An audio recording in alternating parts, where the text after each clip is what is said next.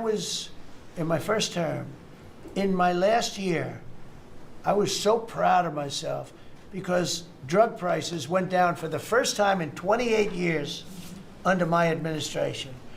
You know how much it went down? 1/4%. And I was so proud of that. And I held a news conference, I think you'll be able to find it, congratulating myself and my administration because for the first time in 28 years, drug prices went down 1/4%. That is tiny, but it still went down. And I thought it was great. And then I realized, it's a very complicated business and formula. You got to be very smart. I said, we're really getting ripped off by the whole world. The whole world is ripping us off. And what happened is I got on this kick and I got the drug companies to agree and I got countries to agree.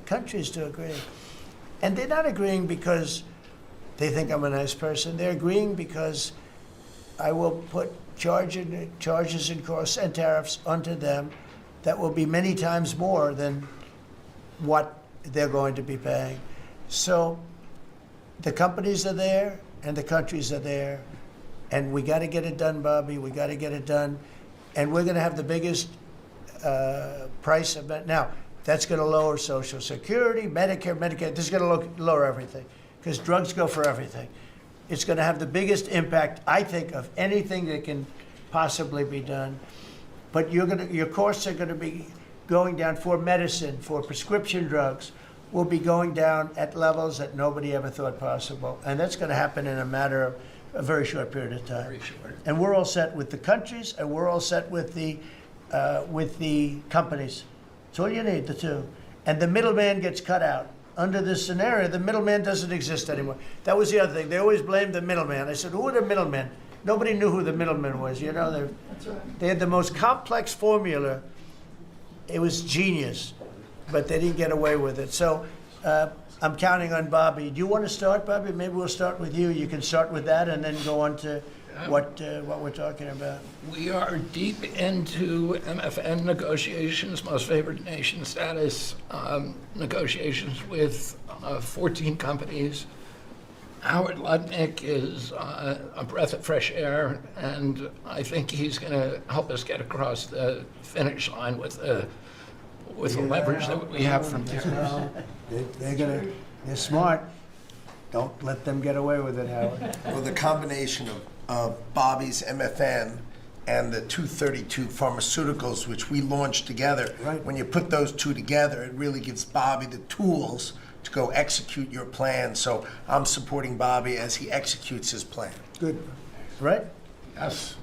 And this cabinet meeting is supposed to be about working Americans and bringing jobs back to this country, and particularly rural America. And I want to mention the big, beautiful bill. Right now, we spend 7% of Medicaid dollars on rural hospitals. So they're getting the short end of the stick. It's about $19 billion a year. Under the Rural Transformation Program, we give them an extra $10 billion a year. So we're raising an infusion of cash to rural hospitals and rural communities by 50%. It's going to be the biggest infusion in history, and it's going to restore and revitalize these communities. And we can't survive as a nation if we don't honor our rural communities, which are the source of our values, our virtues, our character, our economy, our food. And you are bringing that back. You are bringing those communities back. I wanted to talk, because you mentioned the wind farms, we now have an interdepartmental coalition, a team, which is Doug Burgum and Howard Lutnick and Chris Wright and Pete Hegseth. We're all working on this issue. And Lee. Sorry, Lee. We're all working together on this issue. We're meeting together. There are right now 11 wind farms planned that were launched during the Biden administration. Between Maine and Virginia, it's 1,130 towers. These towers are twice the size of the Washington Monument.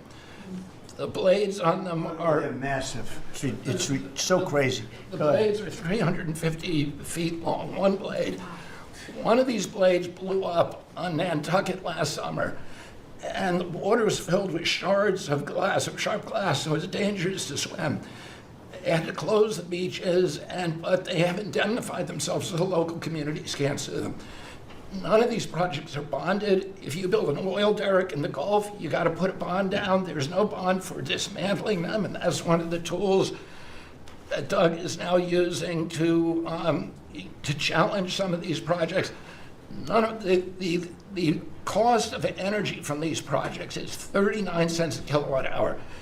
The average cost in this country is 17 cents per kilowatt hour. And natural gas is 3 cents. Right. So it is the most expensive energy. I've been representing commercial fishermen for 40 years. They are so excited about what you're doing, Mr. President, because their fisheries are being wiped out. As soon as they begin construction, the groundfish fisheries just disappear. The fish leave the area. They've killed 160 whales in the last 2 years. Oh, they're wiping out the whale population, the Atlantic whale population, the big whales, the minkies, the gray whale, or the humpback whales, the right whales. And you are going to save the whales on the East Coast because of this. And you're going to save these economies that are based upon commercial fishing. I'll say one other thing about fishing. We are now, the South Asian nations are now dumping shrimp on our country.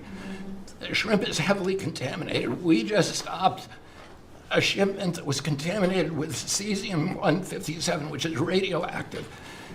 They're farming these shrimps, and they use bactericides and antibiotics and all kinds of chemicals, and the shrimp are so contaminated that the European nations won't take them, so they're dumping them all here, and they're putting out of business. We have the most sustainable, highly regulated fishery in the world. What our fishermen do is a good thing. And all of the trawlers in the Gulf and Alaska are being shut down because we're getting shrimp dumped here. So we have now increased FDA inspections of shrimp to make sure that Americans are not buying and eating contaminated shrimp and putting our shrimpers out of business. I talked just very briefly, we have an historic agreement on pre-authorization. We brought together 80% of the insurance industry, which has agreed to, for 80% of diseases and injuries, to give immediate pre-authorization so that when you go to your doctor's office and he prescribes you a new knee or whatever it is, you will immediately know whether your insurance company is going to pay for it. This is an historic agreement. People have been trying to do it for decades, and we, because of your leadership, brought the insurance industry together and got them to voluntarily agree to do this. Similarly, we've made another historic agreement with personal health records. The 60 biggest tech companies in our country have all agreed to allow Americans for the first time access to their personal data, which they own, which these companies have been monetizing without permission. You're going to be able to see by next year all of your health records on your cell phone. It's going to save lives. It is going to fuel an infusion of technology into that space where people can access those records. They can compare their diet to what they personally need, and we'll have personalized medicine. We are doing price transparency. You passed this during your first term, and then the Biden administration refused to enforce it. We've now brought at HHS, under your leadership and my leadership, more enforcement actions than during the entire 4 years of the Biden administration. So we're going to have that kind of price transparency. I'm working with Linda on forcing medical schools and the MCATs, the people who administer the MCATs, the people who do accreditations, to put nutrition into medical school education. Right now, 25% of the doctors in this country do not feel competent to give nutritional advice. 70% of diabetes cases can be reversed or ended if you just change people's diets, and the doctors don't know how to advise it. They only know how to prescribe the drugs. We're going to change that, so if you come out of a medical school under the Trump administration, you are going to know about diet. And then finally, most importantly, the Pete and Bobby Challenge. I want to give an update. I got 5 minutes and 48. It's 100 push-ups, 50 pull-ups, and you try to do it within 10 minutes. I got 5 minutes and 48 seconds. Pete beat me. I'm still bitter at that. 5 minutes and 25. The cabinet leader is Scott Turner, who got despite a dislocated arm. That's He good. got 5 minutes and 15 seconds. I'm waiting for reports from the rest of the cabinet. The only exemptions currently existing is if you can hit a 50 at Bedminster, which President Trump did with Bryce and DeChambeau. So he's the only one exempt in this room, and everybody else will go forward. That's great, Bobby. Bobby, autism, if I could, I don't want to go too long because we have a lot of people, but the autism is such a tremendous horror show, what's happening in our country and some other countries, but mostly our country. How are you doing on that? We are doing very well. We will have announcements as promised in September. We're finding certain interventions now that are clearly, almost certainly causing autism. And we're going to be able to address those in September. It's such a big day. I'm looking forward to that day because there's something wrong when you see the kind of numbers that you have today versus 20 years ago. And those numbers, what are those numbers, Bob? In 1970, the biggest epidemiological study in history was done in Wisconsin. They looked at 900,000 children, and they were looking for autism. They knew what it looked like, and they were very, very precise about it, and they found an incident rate of 0.7, in other words, less than 1 per every 10,000 children. Today, our most recent numbers are 1 in every 31 kids. It's probably actually much worse than that because California, which has the best collection system, is reporting 1 out of every 19 children, American children, has autism, 1 in every 12.5 boys.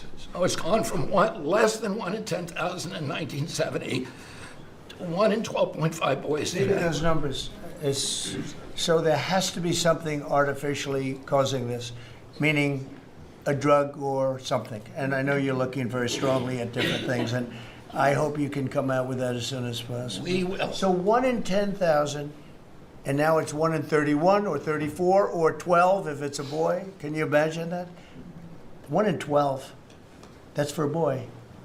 1 out of every 12.5 boys. It's not even believable that that could be. And that was 1 in 10,000 not so long ago. I've been hearing these numbers, and they get worse and worse every year. There's got to be something. I think there's nothing, including favored nations and everything else, there's nothing that can be, if you can find out the reason that that's happening, and I know we're gonna do some things. I think it's. We will I think. have that answer I think for we. you. I think we maybe know the reason, and I look forward to that press conference, to be with you in that press conference. That's going to be a great thing. Thank you, Bob. You're doing a great job. Linda, how about it? And we want nothing less than $500 million from Harvard. Don't negotiate, Linda. They've been very bad. Don't negotiate. Go ahead. All of that's working. Well, Mr. President, thank you very much. Since we are focusing today on Labor Day, and I know that Kelly and Lori are both going to echo some of the things that I'll say as well, we are really focusing, on our workforce. But what I'm finding with great joy around the country is that states really are being innovative and working more with middle schools and with high schools to make sure that we are having hands-on learning, their pathways to jobs that are happening now. And if we see more and more of our community colleges working with our middle schools and our high schools so that high school students are graduating not only with a diploma, but a certificate that they have worked with, perhaps with a Toyota or another company that is coming in, public-private partnerships. And they're learning on the job so that when they graduate from high school, they're ready to go into the workforce, because we know with all of these wonderful jobs that are coming back into the country through AI, through just our normal jobs, that we need electricians, HVAC operators, et cetera. If we don't have this training, we're not going to have the workforce we need for all these wonderful jobs.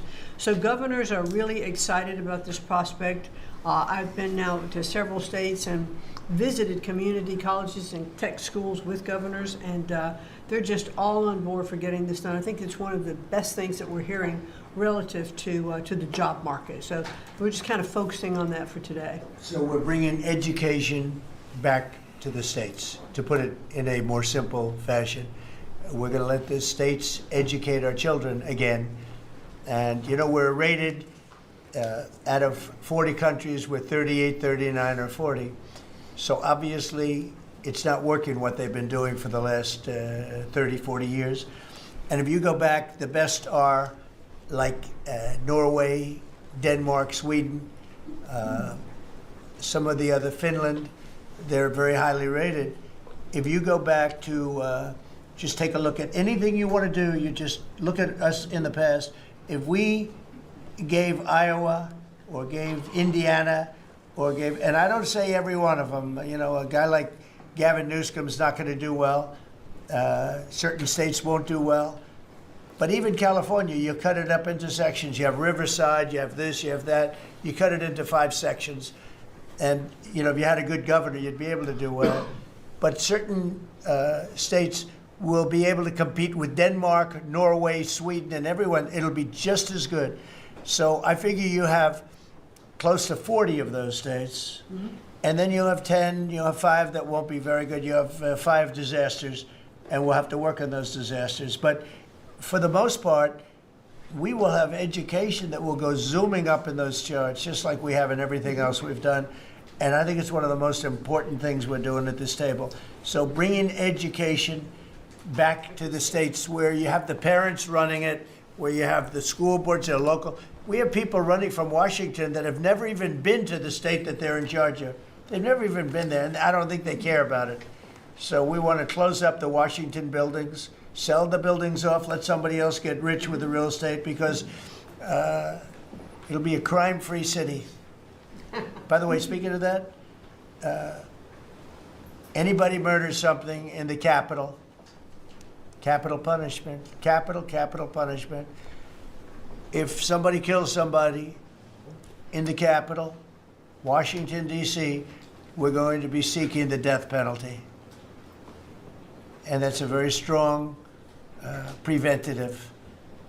And everybody that's heard it agrees with it. I don't know if we're ready for it in this country, but where you have it, it is, we have no choice. So in D.C. and Washington, states are going to have to make their own decision. But if somebody kills somebody, like you could have been killed, very lucky you didn't get killed, it's the death penalty, okay? Fantastic job you're doing. Thank you, Linda. Very much appreciated. How are you doing with the colleges, by the way? You're doing some pretty good work in terms of getting them to treat people fairly. Well, interestingly enough, since we've been negotiating with some of the Ivy League schools, I have presidents of universities calling every single week. They want to sit down and talk to us about all of the steps that they are taking, because they would like to not come under the same investigative, program. And so it is having its desired effect. That's great. If I shot across the bound, the big guys, people kind of step in line and know you mean business, and we have teeth in these agreements. And I'm proud of the work that we're doing there. Well, they misbehaved, and some of these schools are getting billions and billions of dollars, and they misbehave. So that's it. And so one way or the other, we're going to win that whole thing. It's going to straighten them out. Okay? Thank you. Great job. Lee, please. Mr. President, the Trump EPA has a special Labor Day message to America's workforce, especially our auto workers, our coal miners, our steam fitters, our pipe fitters, and the list goes on. See what a difference a year makes. A year ago, the way that the Environmental Protection Agency was operating, the choice was made to protect the environment. We would have to strangulate the economy. That's the way that the EPA operated for years. There was a binary choice. We had to choose one or the other. The Trump EPA completely rejects that. See, we choose to protect the environment and grow the economy. And a very special shout out to Russ Vogt and his team at the Office of Management and Budget. We give him a lot of work.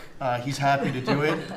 Dozens of different deregulatory actions. We just announced a proposed rescission of the 2009 Obama EPA endangerment finding, all of the light, medium, and heavy-duty vehicle regulations that followed. It is the single largest deregulatory action in the history of the United States government. And when you add up the dozens of different actions that we have announced and that we're working through, in one agency in 1 year will do more deregulation than entire federal governments have done across all agencies, across entire presidencies. And what we are accomplishing would not be possible if not for the support of the rest of this team you've assembled around this table.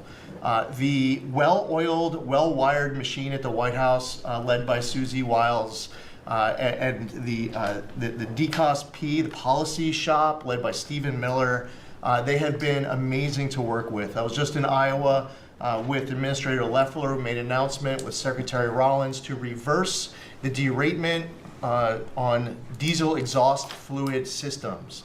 Mr. President, you said you wanted water flowing faster. Working with the Secretary of Energy, we've done our part to do that, to get gas cans flowing faster, to stop that annoying start-stop feature in vehicles. See, people out there might say, well, why are you focused on all of these little things? If it's little to you, it doesn't mean that it's not a very big deal for millions of other Americans. The charge was clear when you called me in November and you asked me to do this job. Clean air, land, and water for all Americans. Unleash energy dominance. Advance cooperative federalism, permitting reform, make America the AI capital of the world, bring back American auto jobs. What we are accomplishing now, again, wouldn't be possible if not for your leadership. I'm grateful to the American people for electing you and our amazing Vice President. I was just in Mexico City announcing and signing on behalf of the Trump administration an agreement with Mexico for a permanent solution for the Tijuana River sewage crisis, which you have been so outspoken and passionate about in our conversations. It would not be possible if not for Secretary Rubio, Deputy Secretary Landau, U.S. Ambassador to Mexico Johnson. The team at the State Department has been incredible. The work with the NEDC on permitting, to be able to get new pipelines built, to get new factories started. The list, it's amazing. So, somebody out there might not realize the relationship between the Environmental Protection Agency and the Department of Defense.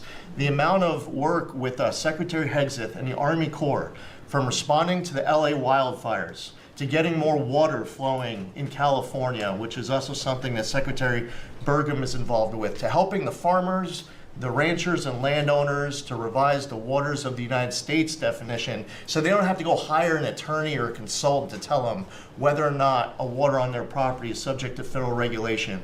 Thank you for putting this entire team together. It's an honor to be at the Trump EPA, where we choose to both protect the environment and grow the economy. It's a very happy Labor Day for America's workforce. And Lee, in Los Angeles, if you could, because of the fires, Lee was there, and as you know, we have very strict federal rules having to do with the rebuilding of those houses. And Lee was able to get the approvals done for everybody immediately. It was so fast, nobody could believe it. And the mayor and the governor still haven't gotten their approvals. And they're going to have riots out there for that reason. These are great homeowners. They want to build a house. They can't get approved because you have the mayor, Bass, who has no idea what she's doing. And you have a governor who is just such a bad governor. And the people are unable to build their house. The toughest permit to get was the federal permit by far. And yet he got them all in a short period of time after the fire. How long did it take? Well, Mr. President, you came in, signed an executive order, and told the EPA that we had less than 30 days to complete our hazardous material removal, which the initial response, once all of our heart rates went down a bit, was just to figure out how to get it done. We got it done in just less than 30 days. The Army Corps of Engineers then comes in for the debris removal. The federal government, in clearing over 13,000 properties that were destroyed because of these wildfires. We've got to the point today where property owners all across Los Angeles, they're grateful to the Trump administration. They're happy that we did our part, but they are desperate to rebuild. And there is not a single green light approval that they are waiting for from the Environmental Protection Agency. The EPA and the Army Corps of Engineers proudly have done our work. It's important for those local officials to let these property owners build on their land. It's their property. It doesn't belong to the mayor of Los Angeles. and they need to represent their people better. They're ready to build. When will they have their permits from Los Angeles? Here's the problem, Mr. President, is that they have been ready since the moment we were done with the federal part. I mean, well, I was visiting a week after. Actually, I thought my first trip was going to be to Los Angeles. However, the moment I got confirmed, the vice president said, "You're going to East Palestine right away." So that actually ended up being the first visit because the vice president's so passionate about that from the great state of Ohio. Then we went to Los Angeles from there. We're talking about the beginning of February, where we were meeting with property owners already. They were already all set up. They had the contractors. It was the beginning of February, and they were waiting for green lights from Los Angeles to be able to go onto their property and start rebuilding. Some of the same people who were waiting for a green light ready with the contractors at the beginning of February are still waiting now in the middle of August. Let these Californians rebuild. And you're talking about also taking away some of the properties and building low-income housing on those properties. They're going to have problems like they've never had before. These people don't know what they're doing. So we have all our everything the federal government has to do was done long ago. They should have been. I went to a town hall with Lee, but we were there, and the mayor was saying it would take 2 years, maybe 3 years to get this approved. I said, no, not 2 years, 2 days. They should have it in 2 days. And I toured the site, and I met 100 homeowners, all standing in front of the site a couple of days after the fire, and they were ready to go right then. They wanted to just build right then. And the city won't let them do it. Los Angeles, I don't think it's that they won't. I think they're incompetent, okay, to be honest with you. I think they just don't know how to go about it. It is so badly run by Newscomb and by Mayor Bass. Mayor Bass, she was in Africa during the fire. She knew the fire was starting to rage, and she decided to take a trip to Africa. These people they're just bad. You know, you talk about make America great again. They can never make America great again, but we are doing that. Congratulations, you found some interesting things, Tulsi. She's becoming a bigger and bigger star every day. She found a lot of good things. Go ahead. Thank you, sir. As we approach Labor Day weekend here, this is just such a great opportunity really to recognize your leadership as a true champion for working people. And I know we'll hear, as we go around the table here, how your focus singularly on putting the well-being and interests of the American people first is that common thread that we're seeing in your policies being implemented across your administration. For ODNI, number one, our focus is and must always be making sure that our intelligence community is focused on our mission, keeping the American people safe, secure, and free. We're doing great work on this front. I'll point out our National Counterterrorism Center, led by Director Joe Kent, are working across different agencies with Homeland Security, DEA, FBI, and others to catch terrorists, both those who are trying to come into our country, those who may already be in our country. They are finding the worst of the cartel bosses and making sure that they're not able to continue to wreak havoc and terror in our communities. Secondly, Mr. President, you have charged me with the mission of finding the truth and telling the truth to the American people. And we've exposed some of the worst examples of the weaponization of intelligence in the last several weeks. I will continue down that mission and that path wherever it leads. Transparency, telling the truth, is what will drive true accountability for the American people who deserve nothing less. And lastly, Mr. President, all of us are charged with being good stewards of taxpayer dollars. I've gone through a reorganization for ODNI that we've announced in the last week.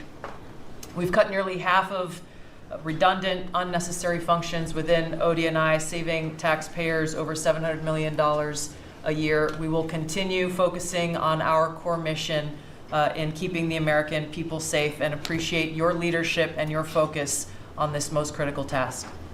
And you've also found many bags of information. I think they call them burn bags. They're supposed to be burned, and they didn't get burned, having to do with how corrupt the 2020 election was. And when will that all come out? Mr. President, I will be the first to brief you once we have that information collected. But you're right, we are finding documents literally tucked away in the back of safes in random offices, in these bags and in other areas, which again speaks to the intent of those who are trying to hide the truth from the American people and trying to cover up the politicization that was led by people like John Brennan and James Clapper and others that have caused really immeasurable harm to the American people and to our country. Great job. Thank you. We look forward to hearing it. The public looks forward. Thank you very much. Administrator? Thank you, Mr. President. Well, everyone knows there's no stronger advocate for hardworking American families than you, sir. Thank you for the largest tax cut in American history for working families. The average family of four is going to save about $10,000 take-home pay more a year. And what we're seeing is an increase in the child tax credit, the increase in the standard deduction. Hardworking families are going to benefit from this bill, and small businesses. There's no bigger beneficiary than Main Street, because small business makes up 99% of all businesses in this country. I've traveled to nearly half of our states, 24 unique states. I've made 40 state visits. In fact, I was with our great vice president at a small business manufacturer in Georgia last week. I was with a trucking company in Ohio. I was in Michigan at a motorcycle manufacturer. The return of Made in America is going to be driven by small businesses, because 98% of all of our manufacturers in America are small and medium businesses, 600,000 factories that employ 5 million people. And as Secretary McMahon mentioned, this work-based learning that is going on in professional and trade schools is real. I've visited them from Utah to Maine to Georgia and seen this revolution in education happening. So small businesses need skilled labor. Now that you solve for inflation, for the taxes, every Democrat voted for a $4 trillion tax increase on the backs of hardworking Americans. And so you prevented that. And now we've got fair trade. And thanks to Administrator Zeldin, we're seeing deregulation. I mean, this diesel exhaust fluid crushed farmers and construction and other heavy industry. So rolling that back makes a real difference for small business. And your domestic economic agenda is amplified through small businesses, which is why small business optimism is above its 53-year average, finally. And so Main Street appreciates it. What Main Street wants now is a rate cut. They feel burdened by high interest rates. They would grow higher and expand more if they could, but the interest rates are really hurting them. And finally, I want to say thank you for your executive order on debanking. We're about to announce a major investigation on debanking. It happened to you and your family. It happened to me. It happened to thousands and thousands of Americans, and unfortunately, disproportionately on those that had conservative values, on Christians, on pro-life, on 2A businesses. And so we're going to be talking to the banks about that. The SBA operates the largest government business loan program in the federal government. We have a network of 5,000 banks, so we're going to be making sure that that never happens to anyone again. Great job. You're doing a great job. Thank you very much. Christy? Well, Mr. President, first of all, thank you for the opportunity to work for you. And you committed when you ran for president to make America safe again. And today, the average family and individual that lives in this country is safer than they've been in years because of what you've done.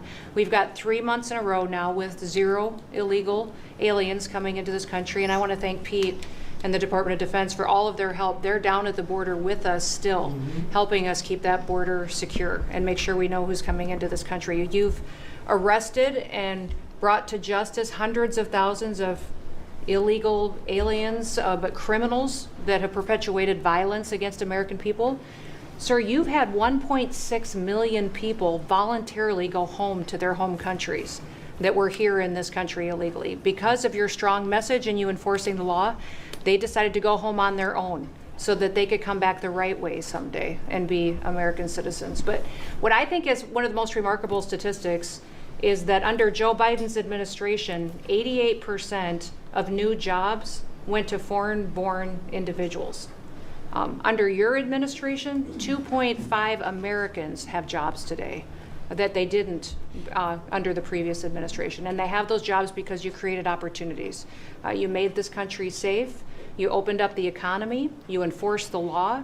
Now people can get up and provide for their families and go to work every day and be confident in that. And the last thing I would say is that it's incredibly important to know that every one of those illegal aliens that has gone home, they were costing us about $8,700 to $9,000 a piece in what they were taking out of our social programs, out of Social Security. You've saved this country billions of dollars, about $15 billion, just in what those illegal aliens were costing us in social programs. I've cut over 450 different contracts at the Department of Homeland Security. We're getting rid of corrupt ones that were not efficient for taxpayers, weren't focused on our mission of keeping us safe. And we've also renegotiated and brought in our biggest vendors and said you have to do better. And we've saved the taxpayers over $13 billion doing that as well. So we're continuing to be accountable with taxpayer dollars, but sir, focused on doing the mission of what you've committed, and that's to keep us safe and to make sure we put Americans first. Great job, and great job on the border. We had millions and millions of people coming in. To think 3 months in a row, 0. That's some job. Thank Tom and everybody, and Pete, good job. Not surprised. Thank you very much. Chris, please. Chrissy. Sorry about that, Mr. President. Like Secretary Noem, I'm thrilled to be here to work with you on the simple platform you were elected on, which was to bring back the American dream, to bring jobs and opportunity for families across the country and to lower their costs so they can live their lives and expand the choices they have. You led off today talking about gasoline prices. I'll throw in diesel. If you correct for inflation, they're at multi-decade lows. This is a huge expense. This is a huge constraint on people's lives. We should celebrate that. Natural gas has become our main industrial fuel powering factories around the country. Natural gas prices are quite low in this country, and they're lower than in any country in the world. The reason for that is the United States produces 2 times more natural gas than the second largest natural gas producer in the world, and 4 times more natural gas than the number 3 and number 4 producers in the world. So you've opened up American opportunity and energy together with the work of Secretary Burgum, Administrator Zeldin, Secretary Lutnick, Secretary Rawlins. You know, we've made it easy to produce energy in America again, and those benefits are flowing. I could go on about this stuff forever, but let me talk about one specific area of energy, electricity. That's in the front of people's minds. When the day you were inaugurated, we get hold of all the data, and we can look at the resource plans of utilities across the country. What you inherited when you arrived was a plan over the next 5 years to close 100 gigawatts of reliable electric generation. So that's 100 large power plants. Now that was offset with the plan to build 22 gigawatts of reliable electricity generation. Their plan was to close more than 4 times as much electricity generating capacity as they were going to build in that 5-year period. How do we lead the world in artificial intelligence if we're shrinking our supply of reliable electricity? How do we reshore steel and aluminum and automobiles and semiconductors and all those jobs Americans want back in our country when we're degrading and shrinking our energy system? We were going to hand that leadership to China in artificial intelligence, not just to our economic loss, but to our huge national security loss. Your team around this table, and almost everyone around this table is involved in it, is just to completely pivot dramatically. We're stopping the closure of all these plants way before their retirement date. Some plants get to their end of life. That's a small percent of the planned closures. Most of those were just political nonsense at the cost to American taxpayers.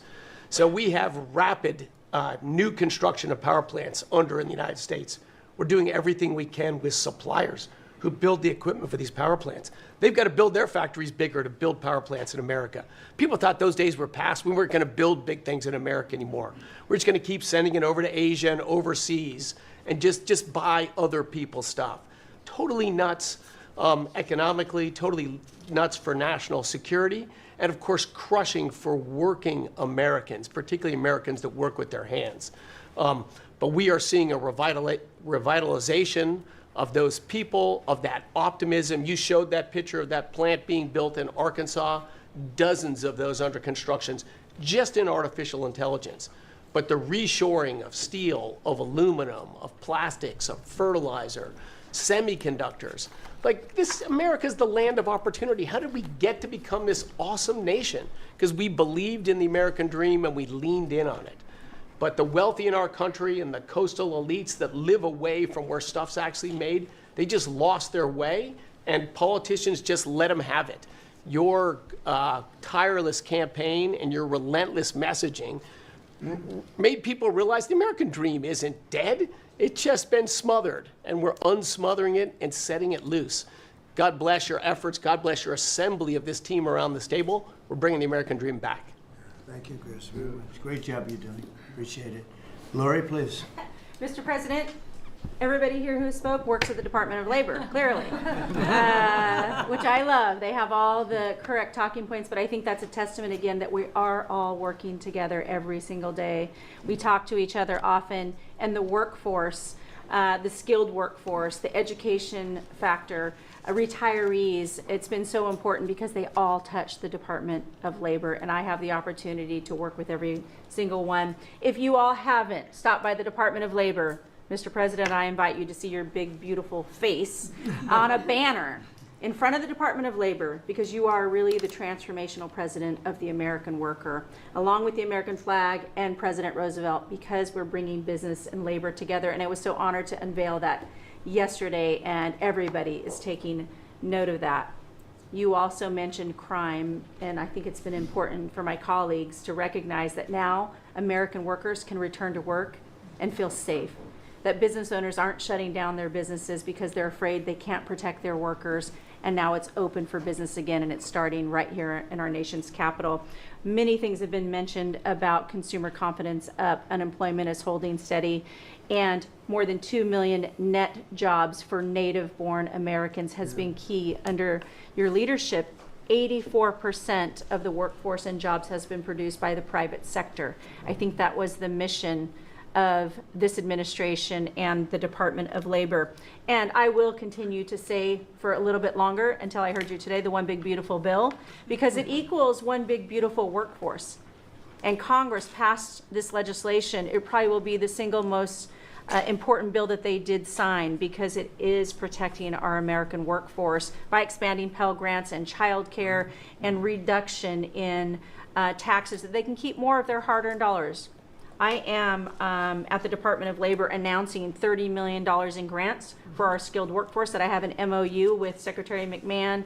I have an MOU with Administrator Loeffler. That's important to share the data points on how important this is. In June, we awarded nearly $84 million in grants for the capacity of what? Registered apprenticeships, an executive order to have 1 million active apprentices across this nation, where we've already registered 185,000 since in the last few months.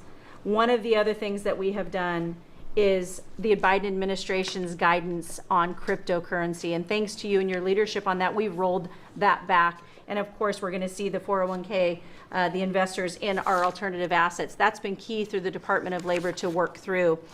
Partnering with our agencies, again, as I mentioned before, is important as we work together. I have visited, I'll be 31 states on my 50-state tour by the end of this month. I'm headed with Secretary Duffy, with the South Korean President Lee today, as we move through the shipbuilding. We will do that in Philly, and then I'm off to New England to talk to those states about how important the apprenticeship program is.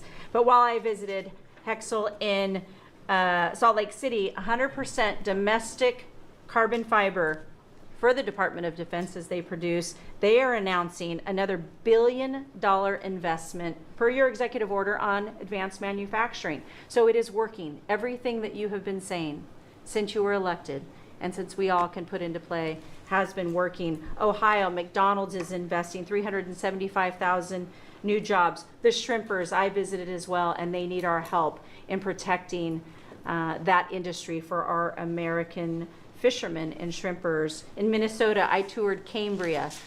When we're talking about quartz countertops, all made in America. and again in Oregon, where we are expecting a crackdown. Thank you for what you are doing with your agents on ICE, and thank you for the prosecution that I hope you will come to Portland, Oregon and crack down. But while there are still good people, I was able to visit Buckeye Pacific, really a trading floor for the timber industry. So we still want to focus on great, hardworking American businesses. Mr. President, I couldn't be more excited to ring in Labor Day in Erie, Pennsylvania for the Labor Day Parade. I will be there to welcome it. It is an honor to serve this country. It is an honor to serve under your administration as the Labor Secretary, and we will kick off, and Republicans will own Labor Day again, not Democrats. We will own it because we are, and you are the president of the American worker. So thank you for everything that you've done. Thank you very much, Lori. Absolutely. You're doing a fantastic job, and I will tell you that Lori was recommended by the Teamsters. And I said, that doesn't really work, does it? And it turned out to be one of our best choices. So I just want to thank you and Sean, who, as you know, recommended you very strongly. You really turned out to be a gem. Thank you. I was able to talk to the president on the phone the other day. He called and we visited, and he said, but I know that you were, you know, a little bit middle of the road and not so sure. I said, Mr. President, I have been a Republican. He's like, what? Wait, what? Now I like you even more. I said, You're doing a great I job. appreciate it. Thank you, Lori. Thank you. Thank you. Pam? President, I'm working with everyone around this table almost daily on legal issues that we're winning on. But today, because it's Labor Day, President Trump, if I could focus on public safety. Not only domestic, but from our foreign adversaries. And Secretary McMahon, I know you know, kids are out of school this weekend. It's Labor Day. And Secretary Duffy, you know, our highways are going to be packed with travelers coming to not only our nation's capital, but all over this country. We're also going to have boaters, Secretary Duffy, right, on our waterways. It is illegal to be under the influence and on a boat. So get a designated boater if you're out on our waterways, whether it's the Potomac or the Gulf of America or the Pacific. Wherever you're out this weekend, people need to be safe. And on an international level, Secretary Rubio, thank you for all your help on everything we're doing, and everyone around this room. But yesterday, there was a big, big win. El Mayo pled guilty, and he was the co-founder of Sinaloa cartel with El Chapo. And there's even a Narcos Netflix series about these guys. Well, now we know the ending. He's going to die in an American prison. They are one of the worst, El Chapo and El Mayo, some of the worst narco traffickers in our world. And he will spend life in prison now. And that's so important because those guys and others throughout this country, throughout this world, have brought into our country drugs, cocaine, heroin, fentanyl, methamphetamines that's killing our kids. And we have to stop that. And that's what you've been doing, not only in DC, but around the country at your leadership. And over the weekend, parents need to know, with kids out of school, with people out on our highways and on our waters, do not take a pill from anyone you know, don't know. Do not buy anything on the street. It could be laced with something toxic. We've seen so many fentanyl overdoses. And when you were here in DC, we showed you pictures of some of the drugs that had been seized right here in DC. President, they were packaged for children. Packaged for children. And people are dying from these around our country. So thank you, President Trump, for your leadership and for letting Americans know that it's now a safe place to go. But parents also have to know, college kids have to know, to be vigilant and not take this trash. Because you could be thinking you're taking a Xanax, an Adderall, anything, and it could be laced with something very lethal. It's a great message. Thank you, President Great Trump. message, Thank and you, you've been fantastic this last 12 days in DC. The job you and your whole group has done is, All of us. everyone's talking about it all over the world. I hate to have to talk about that, but we have to.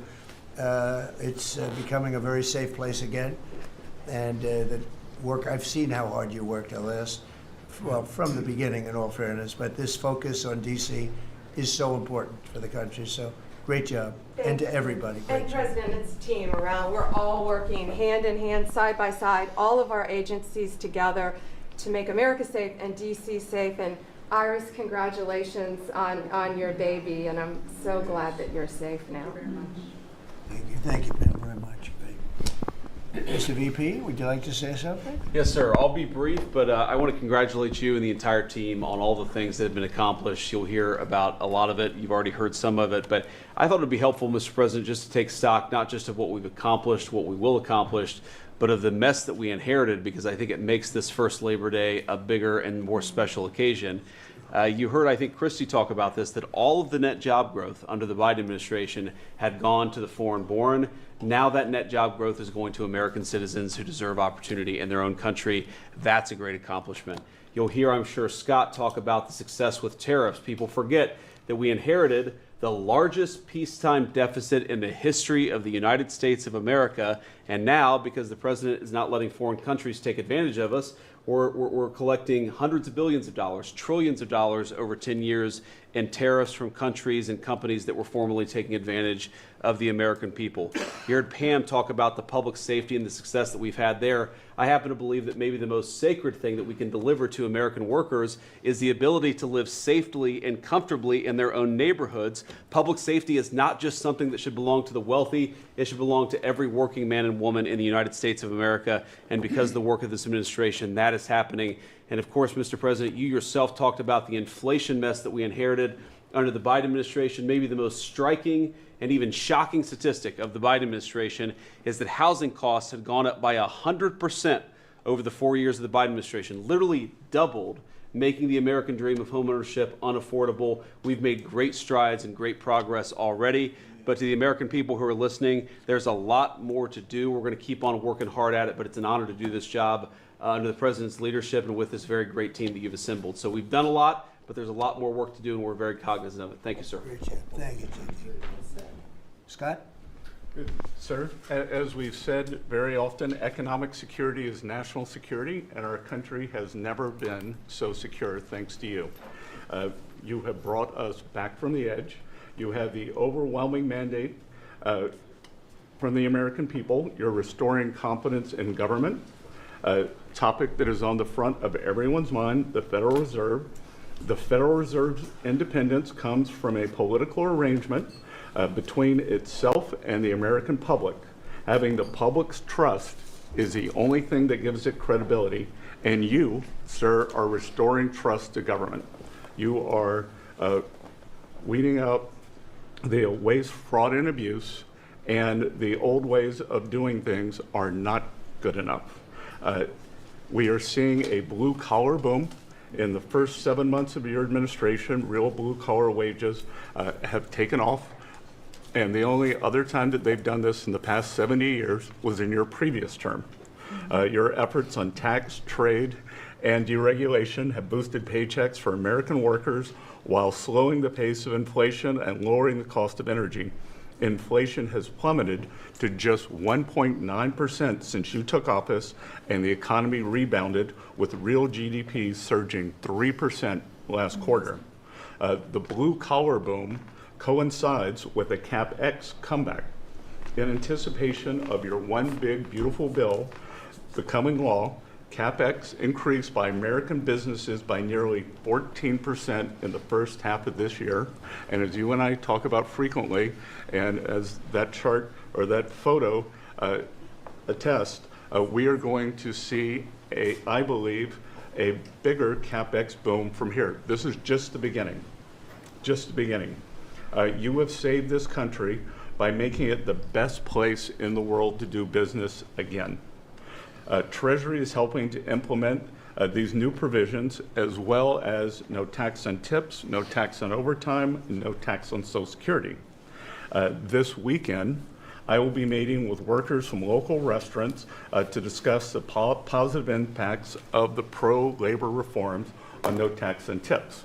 And I have to tell you, thanks to you, when I go into a restaurant or stop by a hotel doorman, I am the most popular person there. And since my first job at age 9 was as a busboy getting tips, I am going to spend Labor Day going from restaurant to restaurant talking to workers who receive substantial amount of tip income. So I'll hear directly from them how your one big beautiful bill is increasing their take-home pay and making a big difference. Now, we can also talk, that is domestic On the international front, you have leveled the international trading system whereby countries took advantage of us, and that's over. It's over. The Treasury Department is taking in record tariff revenues that I had been saying was running at a rate of $300 billion a year. You chastised me for saying that it's not, that number is too low. And as usual, you're right, that we had a substantial jump from July to August.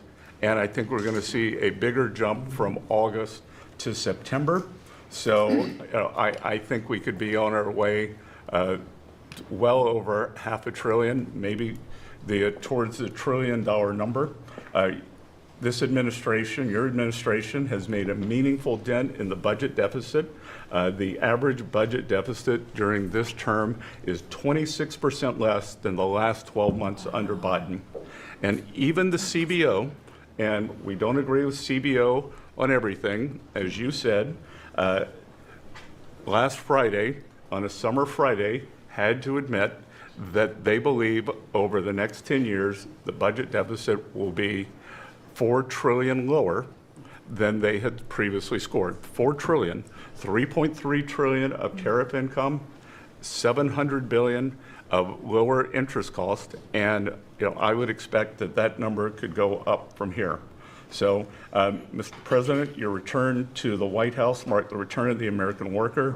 Thank you for reclaiming Labor Day for the American people. You're growing the economy for everyone, especially the middle and lower income households who suffered disproportionately under the last administration, and it's an honor to do this under your leadership.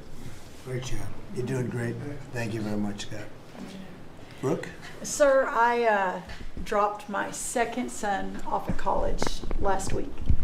And I wasn't planning to say this, but just listening to everybody, I wanted to put a little bit of a personal touch on this work.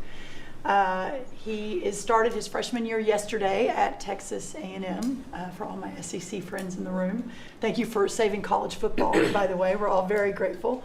The country just feels different. It just feels different. There's such a optimism and a love. There's a faith movement going through, especially with our younger Americans.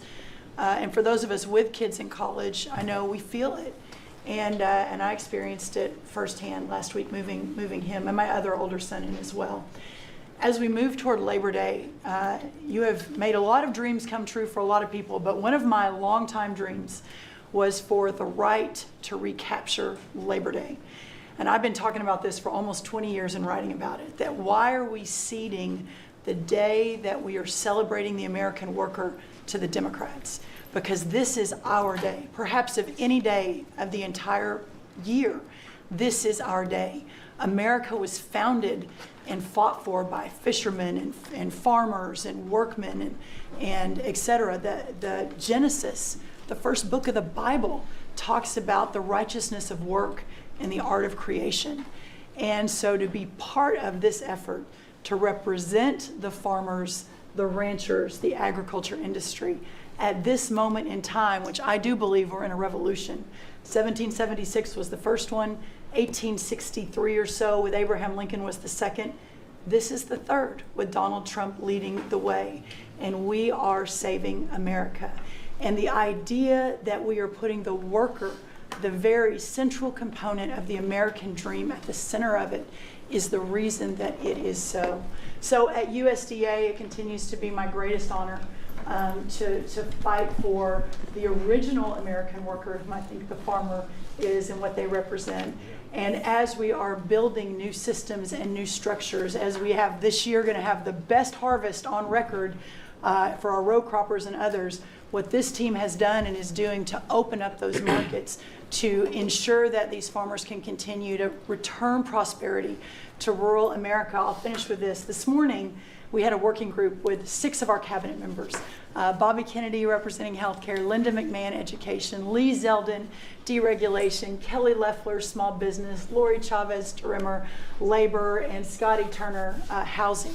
And how you leading the way in your vision, how that will return the golden age to rural America, to the very fabric of our country. And whether it's better hospitals, better education, more opportunity, less government, better and bigger small businesses, better opportunities for our workers, and better housing, and of course the agriculture piece of that, through the big, beautiful bill, what it did, the greatest investment in rural America in history. And now the opportunity to effectuate that is, again, a game changer, a country saver, and what a joy to be able to do it under your leadership. So thank you, sir. Thank you. Beautifully stated. Thank you very much. Scott? Yes, sir. Thank you, Mr. President. I'm so grateful to be here to celebrate Labor Day with the greatest team in America. And it is football season, so I'm happy about that. But Mr. President, I want to say thank you for, as Brooke said, reclaiming Labor Day. And you've been a tremendous champion for the American worker. I come from a hard-working family, as many people around this table do. And so thank you for helping us to change the conversation. And I believe we are changing the conversation around the kitchen table. And as everybody knows, you know, my job is to steward HUD. And we have at HUD been very intentional about changing the conversation about the dignity of work and the dignity and the honor of family formation through work, and how the younger generation, when they see their parents work, how they're incentivized to work. And that, you know, America is not a welfare state, but America was built on small business. It was built on entrepreneurship. And so as it pertains to housing, we're being very focused on that, and even some that receive HUD funding, to make sure, like our Section 3, when you receive HUD funding, that you are given opportunities for the most vulnerable Americans that you serve to have work, to have opportunities to work, to have work requirements. Work requirements are not a bad word, that's a great word. Time limits is a great word, to incentivize people, able-bodied, able-minded people to work. And I believe that we are, under your leadership, sir, changing that conversation in America to where working is an honorable thing. And Secretary Wright talked about revitalization. Revitalization means to bring new life. And I believe we're bringing new life to America, Mr. President, through work and through all the jobs that people are doing around this table. And with the One Big Beautiful Bill, the most extensive tax break in American history, opportunity zones are now made permanent. And you know how passionate I am, and you are too, sir, about opportunity zones. And so this will allow us to continue to build affordable housing around our country. And Mr. Vice President, I'm coming your way. I'm coming to Columbus later this week, and to see how we can continue to build affordable housing in our country with opportunity zones. And you know, 1 million people, Mr. President, were lifted out of poverty because of opportunity zones. $90 billion of private money was invested in opportunity zones, urban, tribal, and rural. And now that they've been made permanent, we're looking for millions more to be lifted out of poverty, $100 billion to be invested, hundreds of thousands of jobs to be created, hundreds of thousands of units of housing to come online. And so, sir, I sit here very excited about the future of this country. I'm very proud to be at this table, humbled to do so.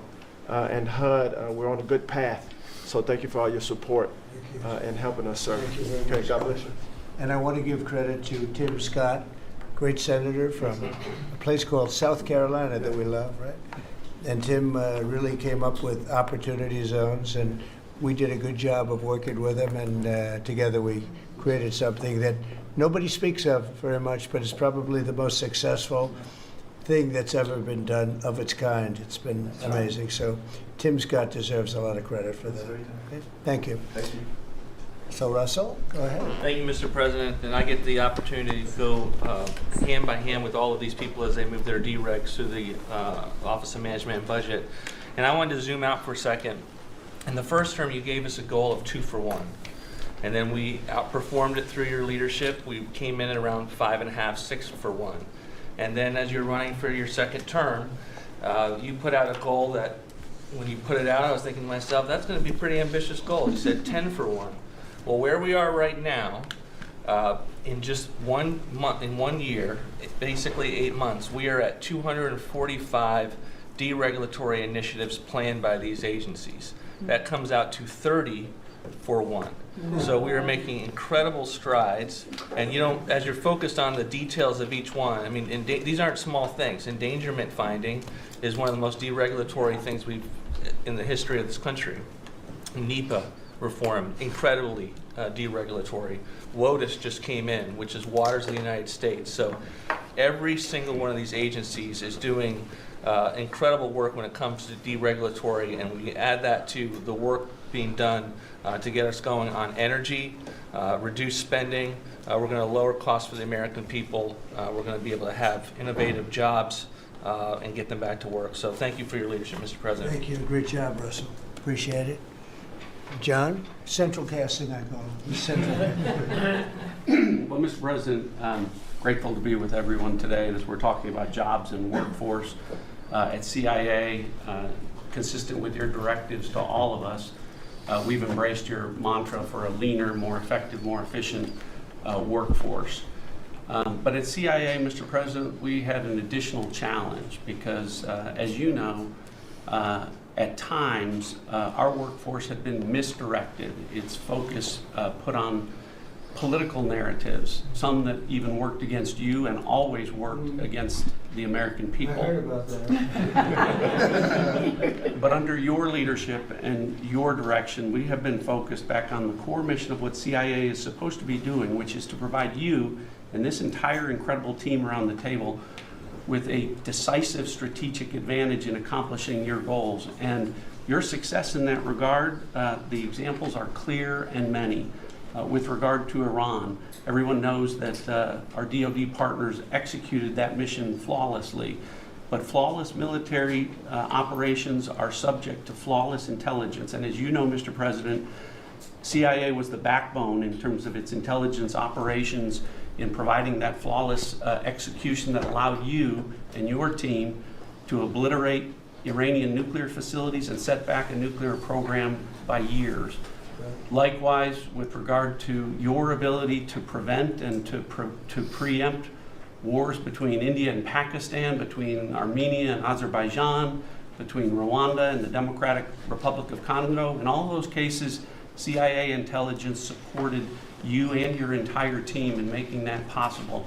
It's not just you, it's folks around this table, Secretary Besson, Secretary Lucknick, Trade Representative Greer, and their great successful negotiations on trade and tariffs. Again, it was a CIA workforce working to enable them to accomplish your goals. So as we roll into Labor Day, I tell you that the CIA workforce at the Trump CIA is grateful to be focused on what it's supposed to be, which is helping you prevent and end wars and to make America safer. Good. Thank you very much. You've been really fantastic, but I'm not surprised. I've known John a long time. I'm not surprised at all. Thank you very much. Steve, please. Mr. President, working for this government, for you, is the greatest honor of my life.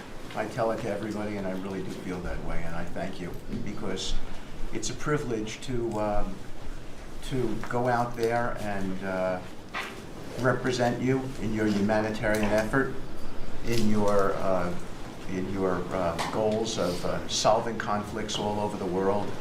I think there were actually more than 7 conflicts that you've put to bed in the last 8 months. And I hear these, I travel all over the world. In Hostage Square, they talk about you reverentially. It's really quite amazing. I sometimes wish that I had a cam recorder with me and I could put you right there as I listen to it.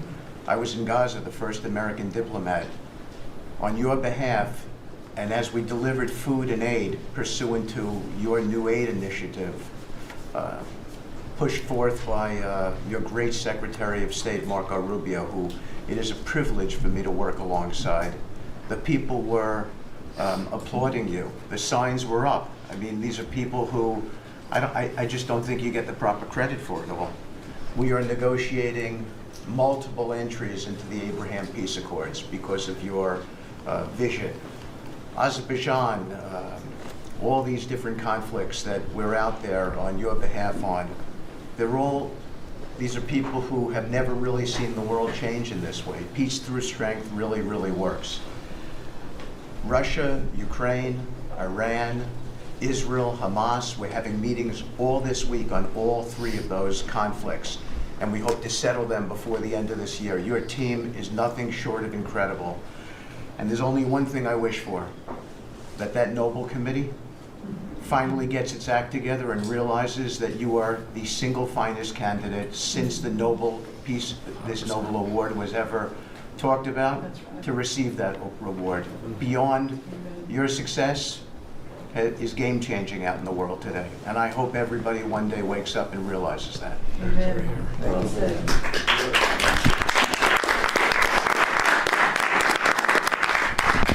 Thank you, Steve. Jameson, please. Mr. President, I like to think of Labor Day as the Trump trade policy day. Because everyone around this table and everyone listening knows that one of the major reasons why American workers and organized labor voted for you is because of your trade policy and the policies you've had and advocated for 40 years or more. You have reset global trade policy in the past few months, and it shows that's been working for American workers.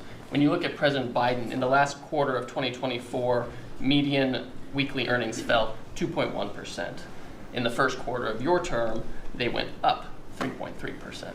And that's why we're doing the trade policy we're doing. It's to help the workers of the United States of America.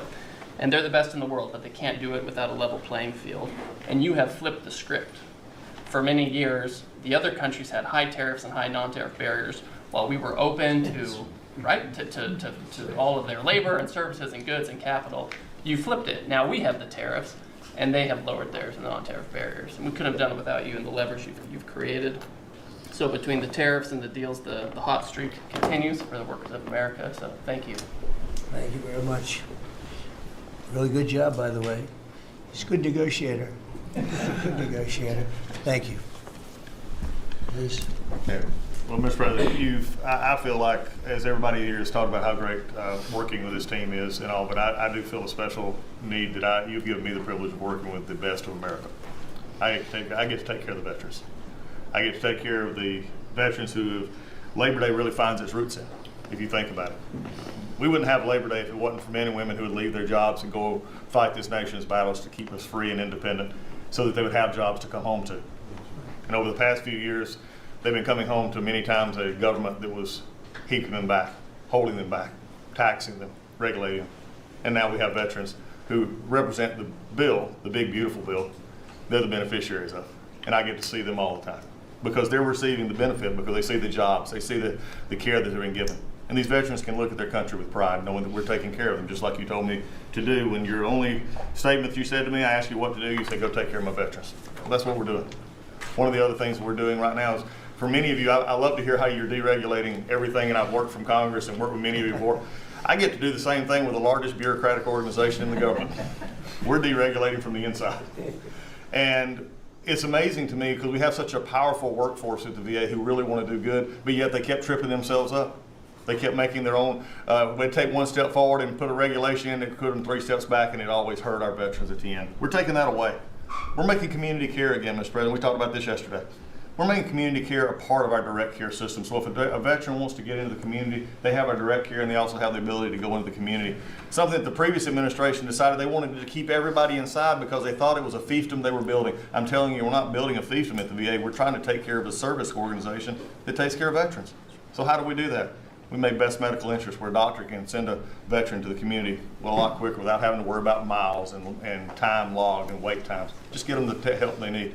We've actually expanded out, and it's made a difference in this regulation, and also unleashed a workforce that is now free of the collective bargaining agreements and other things that have kept them from being able to do the job of national security that they've been intended to.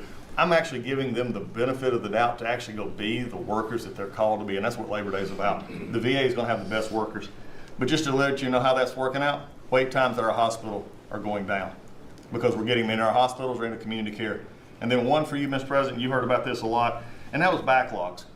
At the backlog when I first came in, and I've said this before, in February we had over 260,000 backlog. That means over 125 days of not getting an answer. In just a little over 4.5 months, we've dropped that over 100,000. We're under 150 and heading down to historic lows. We'll be within the next month lower than any time under the previous administration at all. That means our veterans are getting the help they need. So when you look at it this way, we've opened new facilities. We put new facilities in places where workers can get to. We've expanded out hours, over 1 million extra hours, so veterans, younger veterans in particular, can get off of work and bring their sales and get their appointments in after hours or on Saturdays. That's what it means to be in the Trump administration. That's what it means to take care of veterans. That's what it means for Labor Day.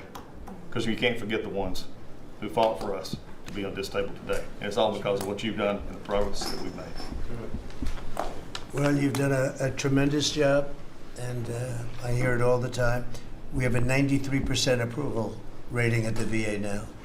And you know what it was before? It was like horrible. So thank you very much.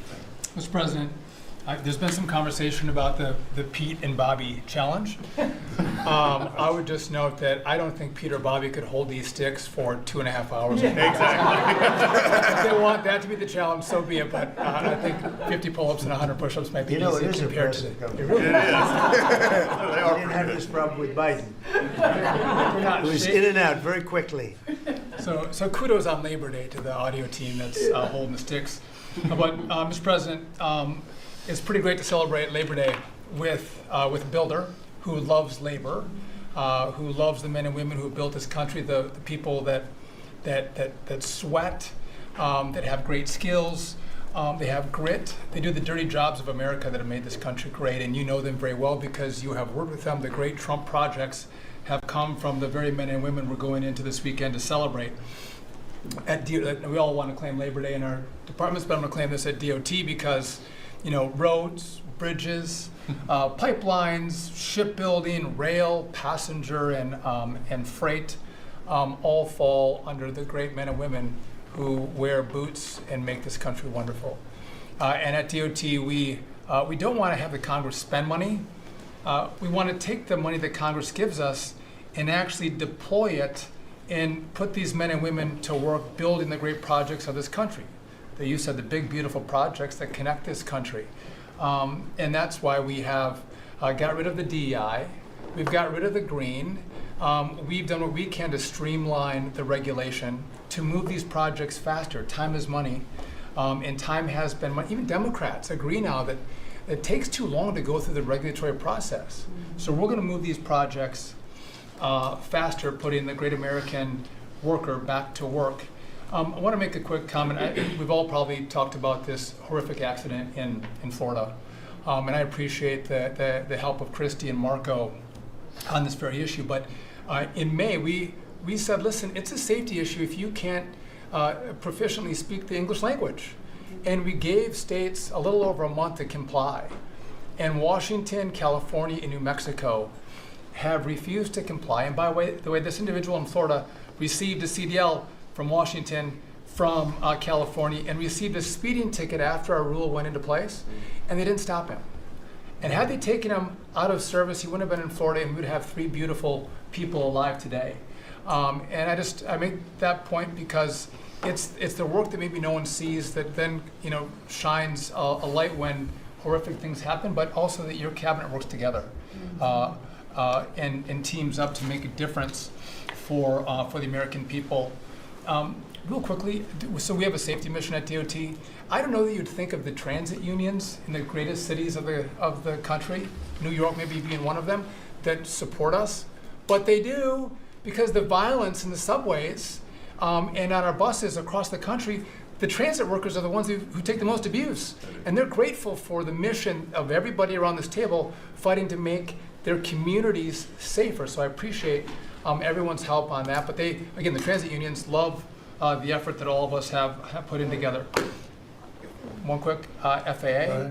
We are about to put out a request for proposals for a big, beautiful bill. We got build. We got $12.5 billion in the big, beautiful bill. We need more, but this is a great start.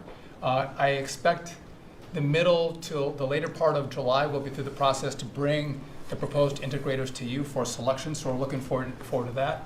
We will have the most, I'm learning from you, this is going to be the greatest contract ever crafted in the federal government for this build for air traffic control. Really, it's innovative, and we have unique tools at FAA. It's going to be a great contract. Bobby left me out of the windmill conversation, Bobby, but so there was a study done in the last administration, that said if you build windmills 1.2 miles, within 1.2 miles from a roadway, it can mess up the automation and technology on a car. Same thing 1.2 miles from rail. The last administration buried that report, Mr. President. And so now what we've said is, what we're going to do is say, listen, I'm sorry, it is a safety risk to build windmills this close to roads. By the way, they want to build them by roads and by rail. We're going to say no more. It is a safety risk, and we have a report to show that. And just real quick. Good idea. It's a good team effort. I wasn't invited to the party, but I'm still going to the party. Maybe next time, Bobby. One last thing, we have this Mars to Moon mission at NASA. No, Moon to Mars mission. Sorry about that. But sometimes people think that space doesn't matter to them. But if you look at every rocket that's launched, the machinists, the truck drivers, the electricians, the welders that build these rockets, in the industry that has developed over the course of the last 10 years in space, it's truly remarkable. It's not just rich guys sending up rockets in partnership with NASA. There's a whole industry of working men and women who we celebrate this weekend that build, refurbish, design the rockets that are making America the leader in space. So thank you for your leadership, and happy to celebrate this weekend with you, Mr. President. Really great. And he is doing a good job at NASA too, and we are, I think we'll have some pretty exciting announcements. Yes, we do. And you enjoy it. It's been fun. I said, how about temporary? He said, well, can I go a little bit longer? He loves it. He loves it, and he's doing a really good job. Thank you very much, appreciate it. Howard, please. So, making America great again is one of the key statements, and people don't always understand what you mean. So we always talk about 1870 to 1913, but in the mid-1980s, America owned more of the rest of the world than they owned of us. We owned $140 billion of the rest of the world net of what they owned of us. And when you came into office this time, the rest of the world owned $24 trillion more of our assets than we owned of theirs. And so when people argue with you about, the trade deficit is nothing, the trade deficit sends 1.2 trillion of our dollars to them. And what do they do with it? They buy the great America. Because when we learned in college, what we learned was that if you keep printing these dollars, they're supposed to devalue. But the problem is we're too smart. We invented the light bulb, the transistor, the GPU, so they keep buying us. And the only president ever to understand it, and you understood it in the 80s and the 90s, and I used to see you on TV and you'd say, God, what are these people doing? And finally we've changed it. So let's go over what we changed. So Japan and Korea, they're never going to open their markets to us. So we've negotiated $900 billion that they're giving you to invest in national and economic security in America. The European Union, the second largest economy, $20 trillion. And all the experts said you'd never get a deal done with them. And watching you in Scotland was my favorite thing, right? 15%, they'll pay us 15%. And we will pay zero. So we can export to their $20 trillion economy, and they can pay to come to the great American consumer, right? So, a couple of other things. 4 days before you took office, the Commerce Department, which had the CHIPS money, they set up this thing called NatCast, which was a make-believe not-for-profit. And they signed contracts to wire them $7.4 billion. This was just nonsense. So we stopped the payment. We've got the money. It's an illegal thing to try to set up a department that's not the Department of Commerce, that kind of acts like the Department of Commerce. And what was it filled with? All these people who worked for the Biden administration. I mean, it's exact corruption that you talk about. $7.4 billion now clawed back. Last week was the most fun. In 1 week, Intel came in, right? The Biden administration had given $11 billion to Intel, given it to them, done. Corporate just gift. And you turn that into really, it was like less than 5 minutes of conversation And Intel agreed to give us 10% of their company, which of course was worth $11 billion. So it's not socialism. This is capitalism. If you give someone $11 billion who's just building in America, they're not doing something special, they're building in America. And their CEO told the president he didn't need the grant. And you said, well, then why don't we get something for it? So it's amazing. You're going to watch semiconductors come home, right? We don't produce semiconductors. We've got $165 billion for TSMC, but you're going to watch the whole ecosystem come home because Donald Trump is the only president who understands the magnet to make them come home is one word, which used to be your favorite word. Now it's dropped to number 4, which is tariffs, right? Tariffs are going to bring semiconductors home. They are going to empower Bobby to execute MFN. Tariffs are going to be one of those tools that he's going to use to do that. We're going to do it for furniture. We're getting autos. We got steel, aluminum. I mean, it has been a blast, a blast. So 2 more things. The Department of Commerce is going to start issuing its statistics on the blockchain because you are the crypto president, and we are going to put out GDP on the blockchain so people can use the blockchain for data distribution, and then we're going to make that available to the entire government so all of you can do it. We're just ironing out all the details so we can do it. Patents. We have given tens, if not hundreds of billions of dollars to universities for them to do research, and they invent things. And you know who owns those patents? The universities.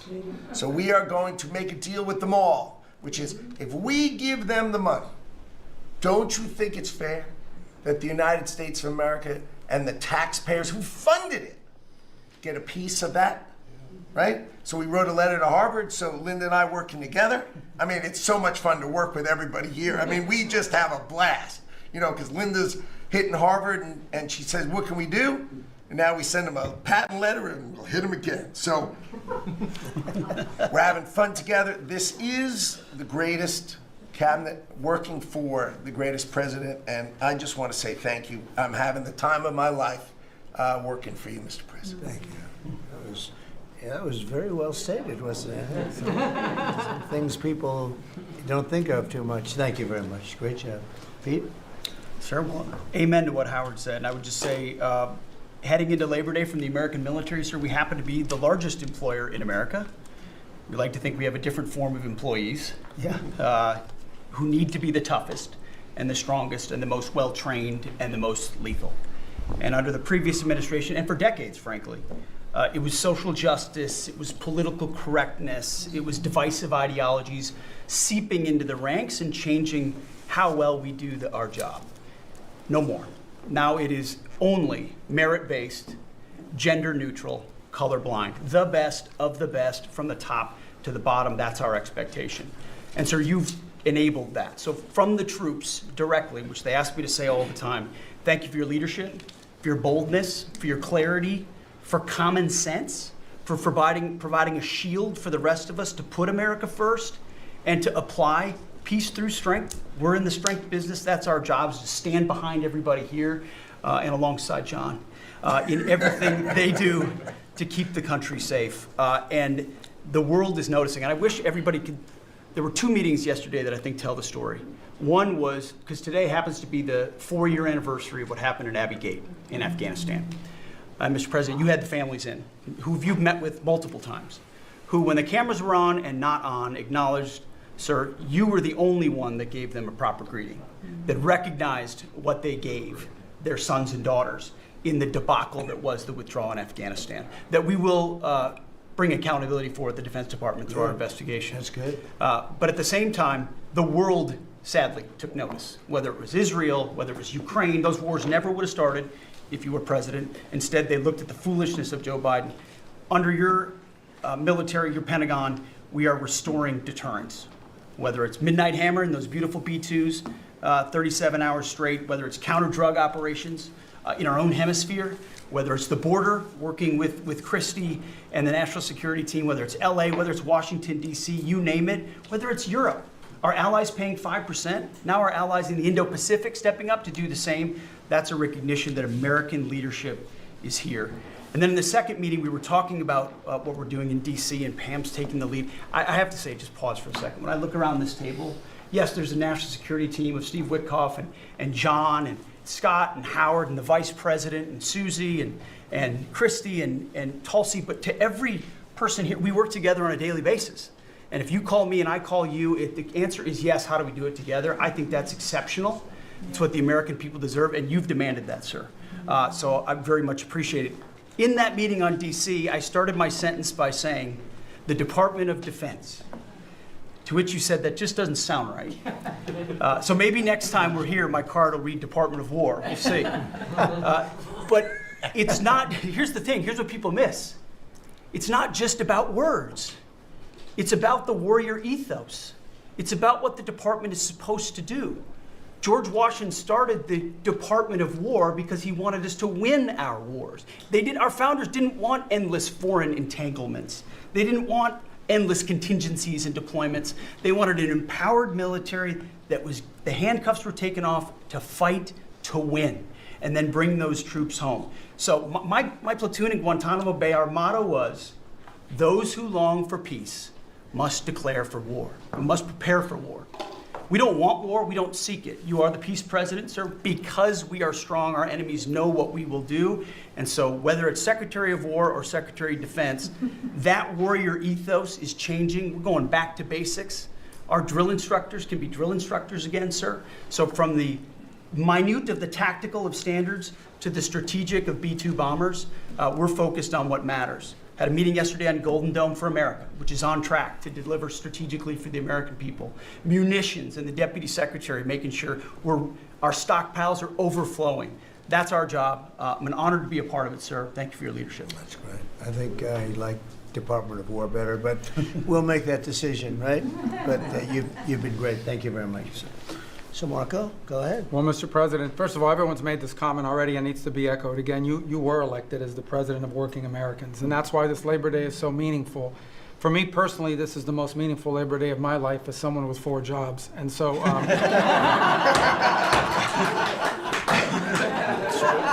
it's true. And but on the point of, you made it very clear from the outset, even in foreign policy, everything we did has to be pro-American. It has to make America stronger or safer or more prosperous. And there's just a few things I want to touch through because it involves your team under your leadership making it happen. The first is, for the first time in the modern era, we are truly on offense against organized cartels that are pumping poison, killer poison, into our cities. And that's a team effort. It's Christie's team, it's Pete's team, it's Pam's team, and obviously it's under your leadership. And by the way, we're getting incredible economic international cooperation. Countries just in the last week, Ecuador, Paraguay, Guyana, Trinidad, today Argentina, all joining us or trying to be helpful in advancing this. And this just, one thing is we're going to stop drugs from coming in and we're having record seizures, but another thing is to build an international coalition against the scourge on the international stage. The second is mass migration, illegal mass migration, which is dangerous for the country but harmful for American workers. What's happening on the border is essential, but it's not just what's happening on the border. And again, Christy and her team have been essential in this. We have countries all over the world that are actually helping us, whether it's through safe third country agreements, whether through it's stopping the migration flow from coming here in the first place. Incredible international cooperation. We've redefined our border. It's no longer just our physical border. We are doing things ahead of time to prevent this from happening and getting cooperations from countries that we've never seen before. And last, I would say, and Steve touched upon this, who, by the way, is doing a phenomenal job. Steve is both a great negotiator and he's also a nice guy, which are 2 tough things to pull off together. But it's incredible. But we both work for the peacemaker in chief. Think about it, how fortunate we are as Americans to have a president who's made peace a priority. And just since the last time we've met, there was a war going on in Cambodia and Thailand. Between Cambodia and Thailand. The president just picks up the phone and tells them to stop fighting, and within 72 hours, the fighting had stopped. There's no other leader in the world that could have done it. And the fact that you were willing to spend time to do that and to make it happen is, of course, essential. And then the war that didn't happen because of Azerbaijan and Armenia coming here to sign that peace deal, which is historic in so many countries. You know how many countries said, that's never going to happen, it isn't possible. And it occurred, Mr. President, because of your leadership. And then on a point of personal privilege, I wasn't even going to raise it. I haven't even talked to you about this. It's a little controversial, but I think I need to bring it up at this time of year. This thing about people getting married on Saturdays during college football season is a scourge, Mr. President. It's dividing families. And I don't know if we can have an executive order on this, just saying, but it's really difficult. There's 7 other months of the year that people could get married, so I just wanted to say that because it's very, very difficult. Thank you. Fantastic. Thank you very much. Doug, please. Well, Mr. President, you've heard from around the table how people are grateful to have an opportunity to be part of this team, have an opportunity to work for you, and have an opportunity to serve the American people. And I would say as we head into this Labor Day, the thing that really differentiates you and your leadership and everybody around this table is one word, and that's respect. Because this is a group of people that respect our farmers and ranchers. We respect the people that are in law enforcement. That's a huge change. Respecting the people that are in uniform, respecting our veterans, respecting the shrimp fishermen. I mean, whoever it is in this country, people that are building our roads. This whole group embodies that sense of respect. And when we start with that, then who benefits? We come up with policies that help those people. And what have you done? You've led an opportunity for us to have the lower taxes, way lower deregulation, record amounts of investment that's coming into this country. We're going to be seeing lower interest rates. All of those things coming together is a gift to the working people. The policies are lifting everybody up. There's 140 million Americans that get up and go every day and drive to work. They commute. And one of the most obscene things of the prior administration was their energy policies was creating a hidden tax on those people. The poorer you were, usually the further you had to drive because you couldn't afford the housing if you were working at a hotel, if you're working in a service industry. We were taxing them. A hidden tax on them was the high cost of energy. You're perhaps one of the only leaders in the world that understood the connection between peace abroad and prosperity at home was directly connected to energy policy. You came in and said, we're going to sell energy to our friends and allies. We're going to bring prosperity at home through policies here by having lower energy prices. And we're going to stop funding wars abroad with energy policies that help their adversaries and hurt us. You said we're going to sell energy to our friends and allies. And with the work that Jameson and Howard and Scott and everyone has done on these trade deals, we're going to have an opportunity to have a renaissance in American energy, selling energy to the world, which is going to help bring peace abroad. But the real key thing, in closing, I want to say is 2 things. One has to do with the U.S. Park Police. That's the group here in Washington, D.C. They're the oldest uniform law enforcement group in the nation. You coming out and visiting with them in person before they went out on the surge. Not only are carjackings down, muggings down, homicides down, everything down, morale is through the roof. Just like Pete saw, we've got record people signing up to want to be part of our military. You have breathed life back into the profession of law enforcement. Your respect for law enforcement is so incredible. It's making a difference. And then us giving them the tools. On a lighter note for everybody here, one of the rules that under President Trump we were able to change for the U.S. Park Police was they could do a pursuit. I was shocked to find out when we were talking to them, like, oh, you pull somebody over and they just drive away and you can't pursue them? I mean, and they said, no, we can't. They said, all rules. We got that rule changed in 24 hours because of President Trump's leadership. The next night, they had so much fun. They pulled people over. They started to take off. They chased them. They stopped them. And then the bad guys, some of these were in cars that had stolen plates. So they take the plate off. They steal them off somebody else's car. They know it. The plate doesn't match. They know they're doing this thing. The bad guys in the car said, What, you're not supposed to chase us. Like, you're breaking the rules. The bad guys are telling us to break. No, we're back in action. So it's like, and so the morale is high. They all wanted to say thank you to you. Yesterday, you announced increasing the number of U.S. Park Police that we're going to hire. This is the group that protects not only our sacred monuments of democracy here, but also the Statue of Liberty and the Golden Gate. This is a great group. But on behalf of all law enforcement, we say thank you. And as Chris Wright was talking about electricity, I want to close with that. We've solved amazing things in 7 months, but the big challenge we have against the remaining is, solving Iran's nuclear thing, that was an existential threat. China beating us in the AI arms race, that's an existential threat. We finally have a president who talks about it. You talked about it in your opening remarks. You've signed executive orders. You understand that essentially we used to say hundreds of years ago, people started saying that knowledge is power. But now, for the first time in history, we can take electricity and we can convert it into intelligence. So it's flipped. It's no longer knowledge is power. Power is also knowledge. And while we're ahead on the technology, we're way behind China on the amount of electricity they're bringing online. And your strong position to support affordable, reliable energy using our nation's resources, including those across the Department of Interior, bringing back coal mining, bringing back mining, bringing back timber. All the industries that have been killed in this country are coming back to life because of you. And with your leadership, we have a chance to not only win the AI arms race, but actually dominate it the way we're dominating in other things. So thank you, Mr. President. Thank you very much. And we're leading that race right now by a lot. And we're going to keep the electricity coming. You know, in China, they do it very quickly. They have one person that says, do it, and that's it.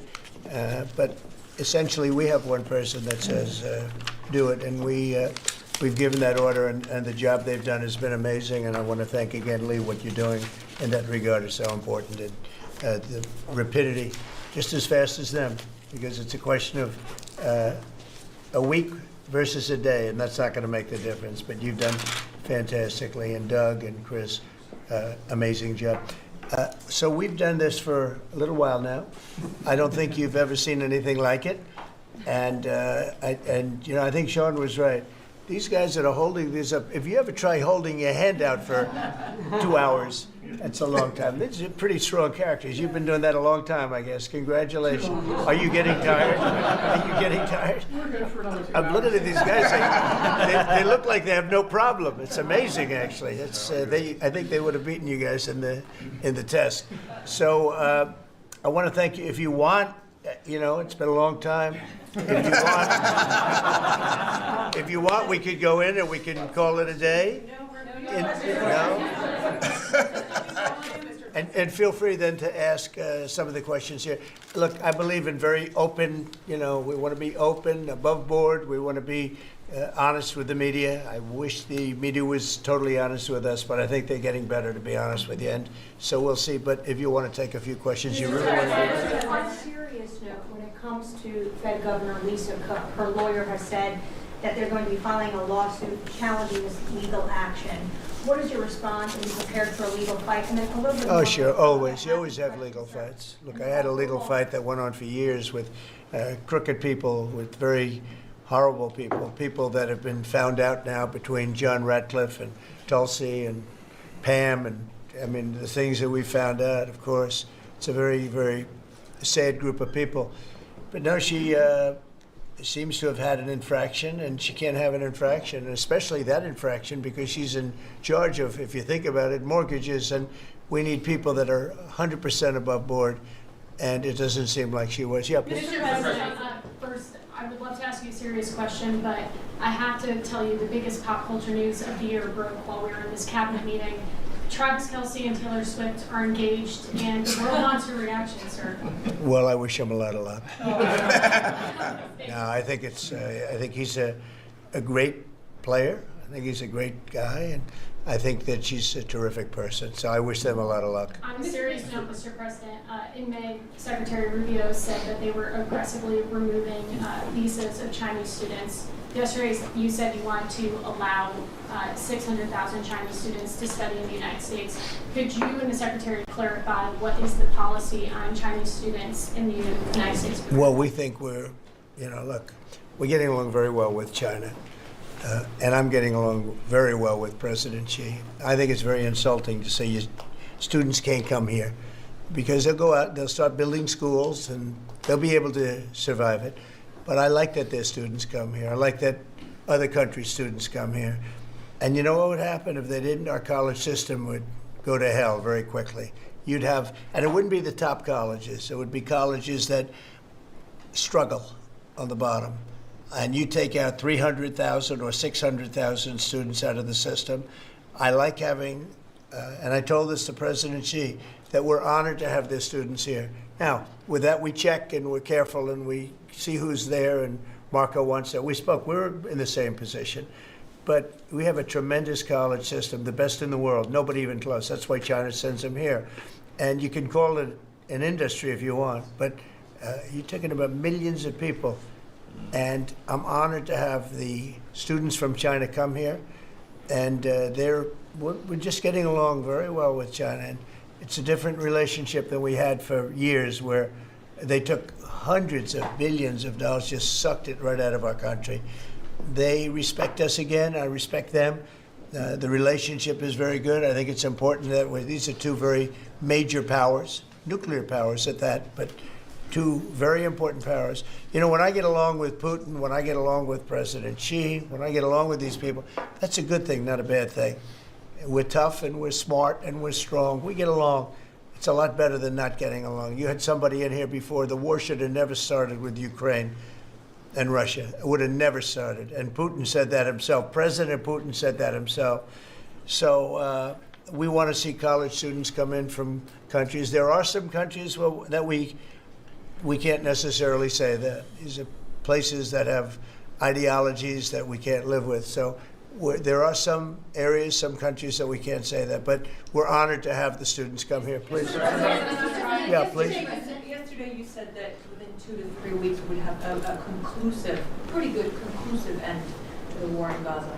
What did you mean by that? And could you tell us? On what? In the war in Gaza. Yeah, what about it? You said in 2 to 3 weeks we would have a conclusive end, a pretty good conclusive. There's no conclusive. It's been going on for a long time.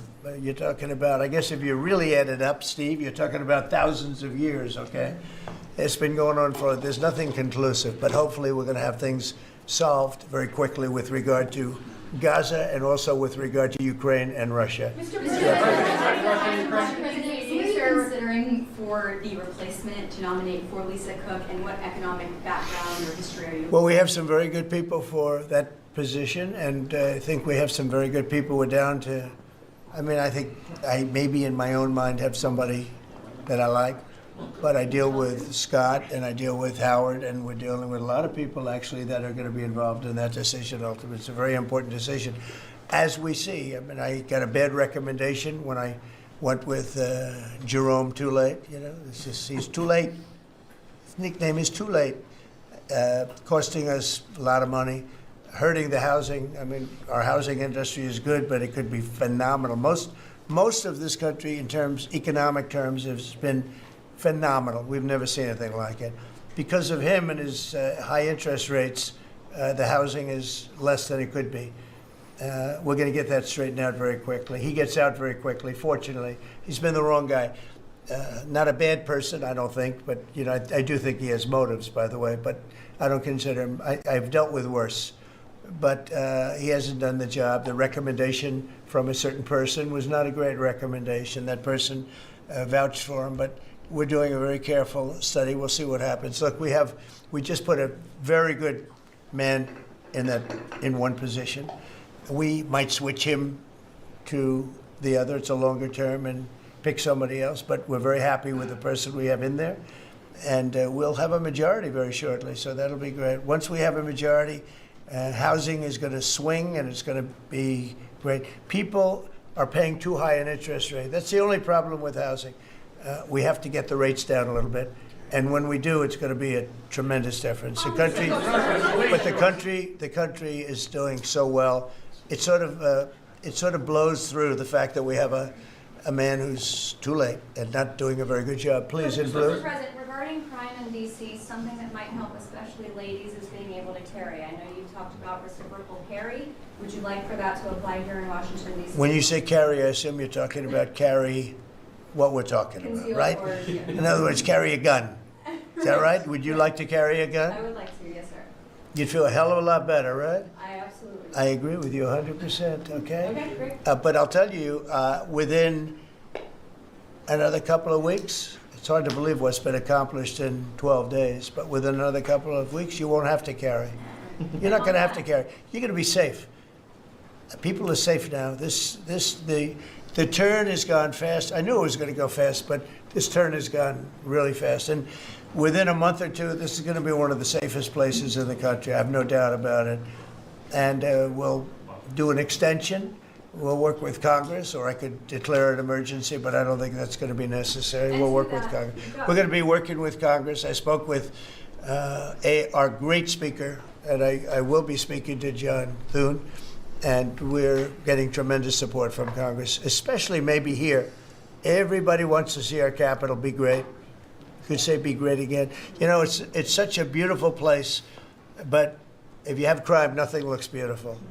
So, but you won't need to carry a gun, but if you do, Well, I would like it's to going to be your know the choice. option, just in case. Well, a lot of Sure. people feel that. Also in other blue cities, you've got Karen Bass in Los Angeles, Brandon Johnson in Chicago.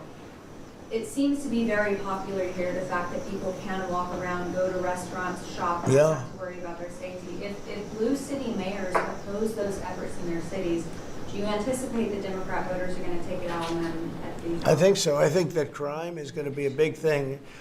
And we are the party, the Republicans are the party that wants to stop crime. We're against crime.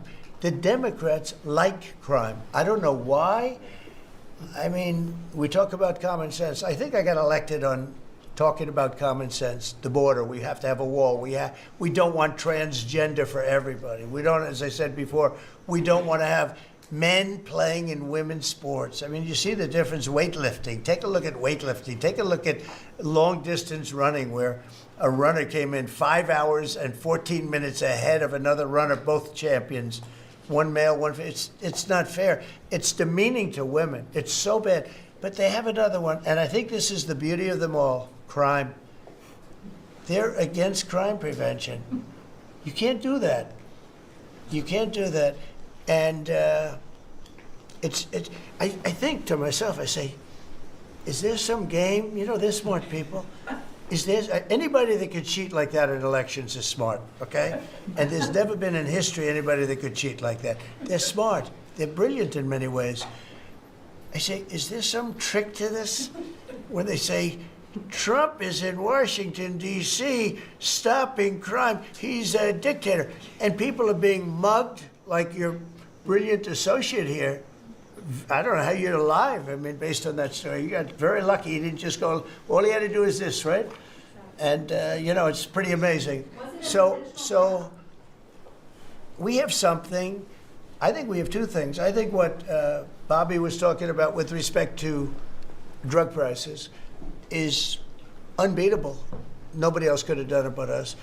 And I think that crime will be the big subject of the midterms and will be the big subject of the next election. Think of it. They are, instead of saying, Trump's right about crime, it's really bad in Chicago. You have a guy in Illinois, the governor of Illinois, saying that crime has been much better in Chicago recently, and Trump is a dictator. And most people say, if you call him a dictator, if he stops crime, he can be whatever he wants. I'm not a dictator, by the way, but he can be whatever he wants. I think it's going to be a big subject for the midterms, and I think the Republicans are going to do really well. They called it a trap. This Democrat consultant, they said, he's put them in a trap again, because these are all traps. You know, 80-20, but they're not 80-20. They're almost 100 to nothing, all these issues. But I would say that crime is stronger than men playing in women's sports. I think it's stronger than transgender for everybody. You know, it's transgender for everybody, according to them. It's stronger. Of course, this is the cause of it, open borders. Open borders gave us a lot of this crime. So, you know, so they're sort of on an equal footing, I guess. But crime is going to be a very big subject. And you know what he should do if he was smart? Illinois or New York, if they want, or Gavin Newsom, they should call me and they should say, you know, we've got a problem. You know, we could solve with this team, different players, but work the same way, because you'd leave them here. You don't want to take them out and let it go to hell. Everybody's so happy in Washington. I bet you walked over here today and you had no fear. Nobody has any fear anymore for the last 12 days. But it would be so smart. Gavin Newsom called me up, say, you know what, we have a big problem. We have the Olympics coming up. We want to do well. We have tremendous problems on crime and other things, and would love some help. Chicago in particular, maybe right now. I mean, it's a disaster. It's a disaster. We could solve their problem it's bigger than this, let's say 2 months, okay? Working with their police. I know their police very well. I have a big project in Chicago. I was so proud of it. It's the best site in Chicago. I got it. Nobody else got it. I was happy as hell. That was when I was a real estate guy, and I got it. The Sun Times site, they call it. And I built the building. It's a great building. And I'm so embarrassed when I see the kind of crime stats coming out there. So embarrassed. And if I were a governor, a Democrat governor, or mayor, or anybody having to do, I'd call up President Trump. I'd say, President Trump, we need your help. We saw what you've done in D.C. in a period of 12 days. This is 12 days. We haven't even started. This is going to be so safe. It's going to be the safest place on earth. And we'll do the same thing in Chicago. But I'd like to be asked, as opposed to just going in and doing it. Because, you know, when you go in and do it, then they start screaming, oh, he shouldn't be here. We don't need him. We're doing so well. And then the better we do, they take credit for it. So it's really pretty unfair. Yes, go ahead. Crime, for a lot of victims like myself, a big concern is long-term Yeah. sustainability. Can you share with the American public about your plan in ensuring that DC is safe in the long term? Longer term, yeah. Well, it's a great question. Number one, we want to stay there for longer than 30 days, as you know. We have an absolute mandate, and I can extend it, but I'd rather not have to declare a national emergency because by that time, I mean, right now there's not an emergency. We've done, as you sort of said yourself, it feels like a different world. We've got under arrest and prosecution, and we've thrown out, taken some, and we're in the process of taking hundreds out of our country that shouldn't be here. And these are hardcore professional criminals. They were born to be criminals, in my opinion, but they're seriously bad people. Murderers, drug dealers, you know them all. You see them all as you walk beautifully to work, and every once in a while somebody puts a gun to your head, because that's what happened in your case. We're getting a lot of them out of the country. We're putting a lot of them in prison because we're afraid to bring them out of the country. They could come back. You know, as good as we're doing, they could come back. We don't want them back. And that's going to solve a lot of it. We also think there should be a presence here for long enough. We should also work with our police department because you have very good police here. Very good. We're working very well with them, by the way. And we have to work together for a while.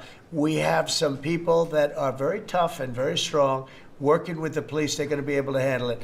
And you know what? If it gets a little bit bad, a little bit, just a little bit, I'll bring them back in and we'll straighten it out and we'll make it perfect. You're going to be so safe in the city. And you're going to have the city beautified. We're going to be giving out, we're working with Clark, as you know, construction. They're the biggest. They're working with me also. We're building a beautiful ballroom for the White House. They've been after it for 150 years, employs a lot of people. It's going to be as beautiful a ballroom as has ever been built. And Clark is the big builder in this city. They've done, I guess, a majority of the good work, the big work.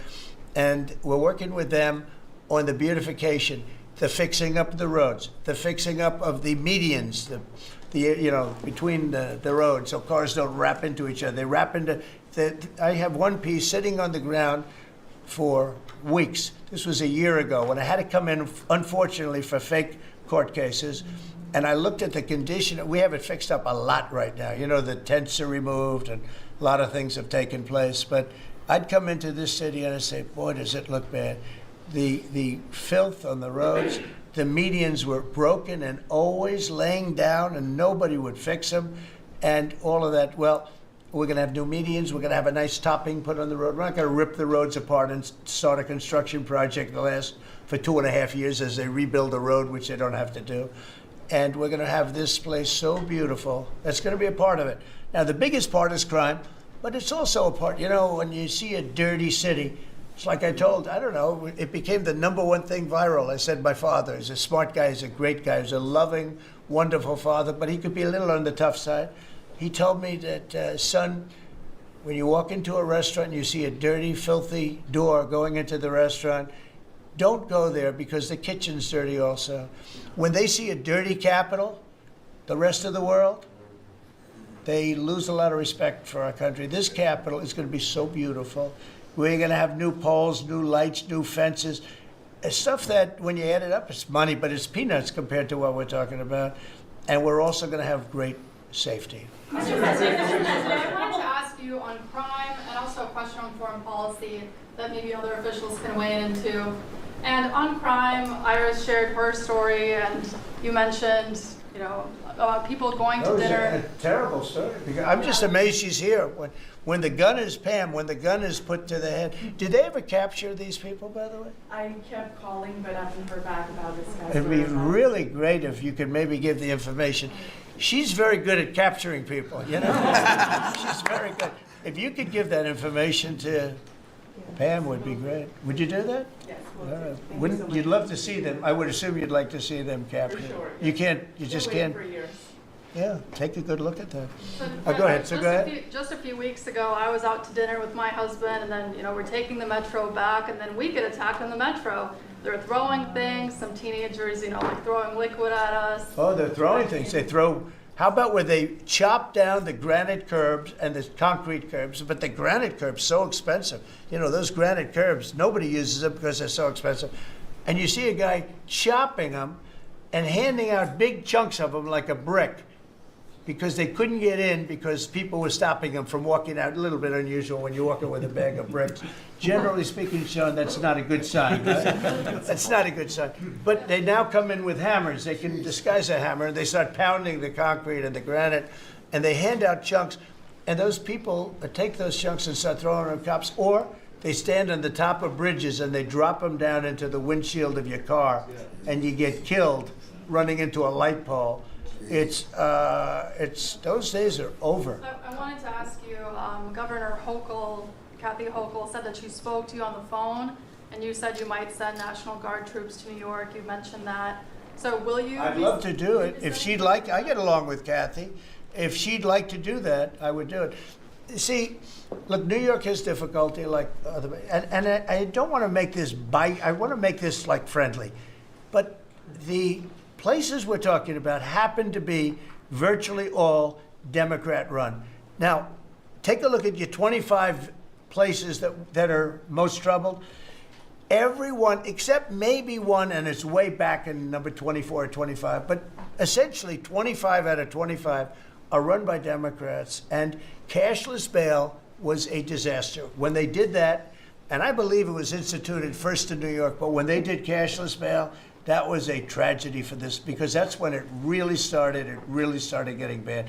When somebody kills somebody, you don't say you can come out, you don't have to put up anything. You put that person in jail and you find out whether or not it's true, but you don't give cashless bail with a promise to come back in a couple of months, we'll start talking to you. Because they go out and they kill other people, and you can't do that. The cashless bail has been, it's just a woke thing. It's got to stop. You see that, Christy, better than anybody. It's got to stop. It causes unbelievable, and we're doing that. We're stopping it in D.C. I would love to have the governor of Illinois call me and say, look, we have a problem in Chicago. We will stop that problem in Chicago in 2 months, maybe less, 2 months. We'll stop it. These are tough cookies we have working for us. These are tough cookies. These are not politically correct soldiers that I won't go into definitions of what that means, but these are not politically correct soldiers. These are rough guys. I watched it last night. I see it. I saw them the other day when we went down and we spent some time together with them. These are tough cookies. These are not people that you're going to laugh at and spit in their face and they're not going to do anything about it.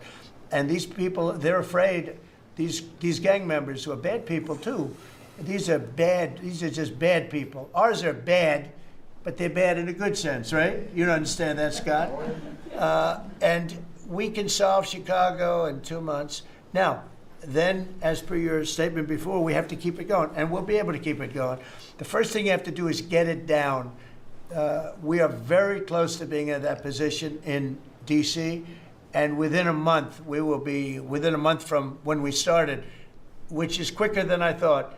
You're going to feel very, very safe. I think you feel very safe right now. But I would love it to have these governors, mayors call me and say, we'd like to invite you into our community because we have a problem and you can handle the problem and we can't. One other thing, sanctuary cities, they should be terminated. They're sanctuary for criminals. They're safety and security for criminals.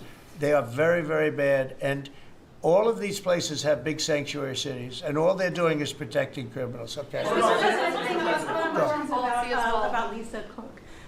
You have spoken out very strongly for a long time about what you see as the weaponization of government. Yeah. Is your administration weaponizing No. government by digging into the mortgage records of officials you don't like? No, they're public. I mean, you can find out those records. You can go check out the records yourself. And you should be doing that job, actually. You wouldn't do that because that's not the kind of reporter you are. But you should be doing that job. I shouldn't have to be doing it. If you did your job properly, we wouldn't have problems like Lisa Cook. But Go ahead. would You were going to say so would you something? be- So would you be Go. trying to fire Blue? Mr. President, get voted to lower interest rates? On national Please. security. I think we a have to have follow- lower interest rates, yes. A follow-up question for you and Madam Attorney General on national security. We've heard from Stephen Miller yesterday in the Oval Office that there are street criminals here in D.C. who are actually found to be doing business with transnational criminal cartels overseas. And we know who they are, and we know who they're doing business with.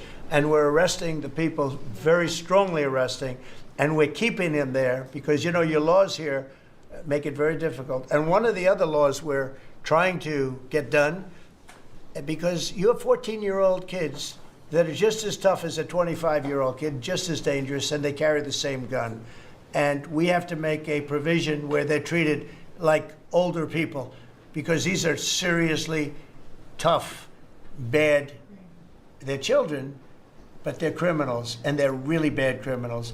And they're used by older people because they never get charged because you can't do anything to them. But we are getting that changed, Pam, I hope, because you have 14-year-old kids that are evil, they're sick, and they have to be put away. Something has to be done because you can't have a society where they're allowed to walk the street. You know that better than anybody. Mr. President, on your way to Alaska. I can't believe it. You're not tired holding that? Look I have at a this. few more questions. How strong are you? How strong are you? Look at him. He's been holding that thing for 3 hours. You're a good fisherman. Well, let's give it another shot. Go ahead. On the way to Alaska, you had mentioned that there would be severe consequences if Vladimir Putin did not agree to a ceasefire. Yeah. After that summit that was rolled back, given the negotiations, is he back on the clock now? I want to see that deal end.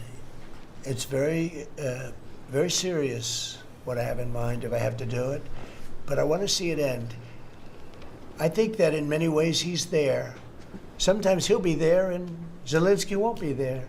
You know, it's like, who do we have today? I got to get them both at the same time. But I want to have it end. We have economic sanctions. I'm talking about economic, because we're not going to get into a world war. I'll tell you what, in my opinion, if I didn't win this race, Ukraine could have ended up in a world war. We're not going to end up in a world war anymore, but it would have ended up possibly in a world war. That would have been they were ready to trot. But just like India and Pakistan, we're going to end up in a nuclear war if I didn't stop them. You know, it's sort of strange. I saw they were fighting. Then I saw 7 jets were shot down. I said, that's not good. That's a lot of jets, you know. $150 million planes were shot down. A lot of them. 7, maybe more than that. They didn't even report the real number. And I'm talking to a very terrific man, Modi of India. And I say, what's going on with you in Pakistan? Then I'm talking to Pakistan on trade. I said, what's going on with you in India? And the hatred was tremendous. Now, this has been going on for a hell of a long time, like sometimes with different names for hundreds of years. But I said, what's going on? I said, I don't want to make a trade deal. No, we want to make a trade deal. I said, no, I don't want to make a trade deal with you. You're going to have a nuclear war. You guys are going to end up in a nuclear war. And that was very important to them. I said, call me back tomorrow, but we're not going to do any deals with you, or we're going to put tariffs on you that are so high. You were there, Howard, right? Yep. You're going to put tariffs on you that was so high, I don't give a damn. Your head's going to spin. You're not going to end up in a war. Within about 5 hours, it was done. It was done. Now, maybe it starts again. I don't know. I don't think so, but I'll stop it if it does. We can't let these things happen.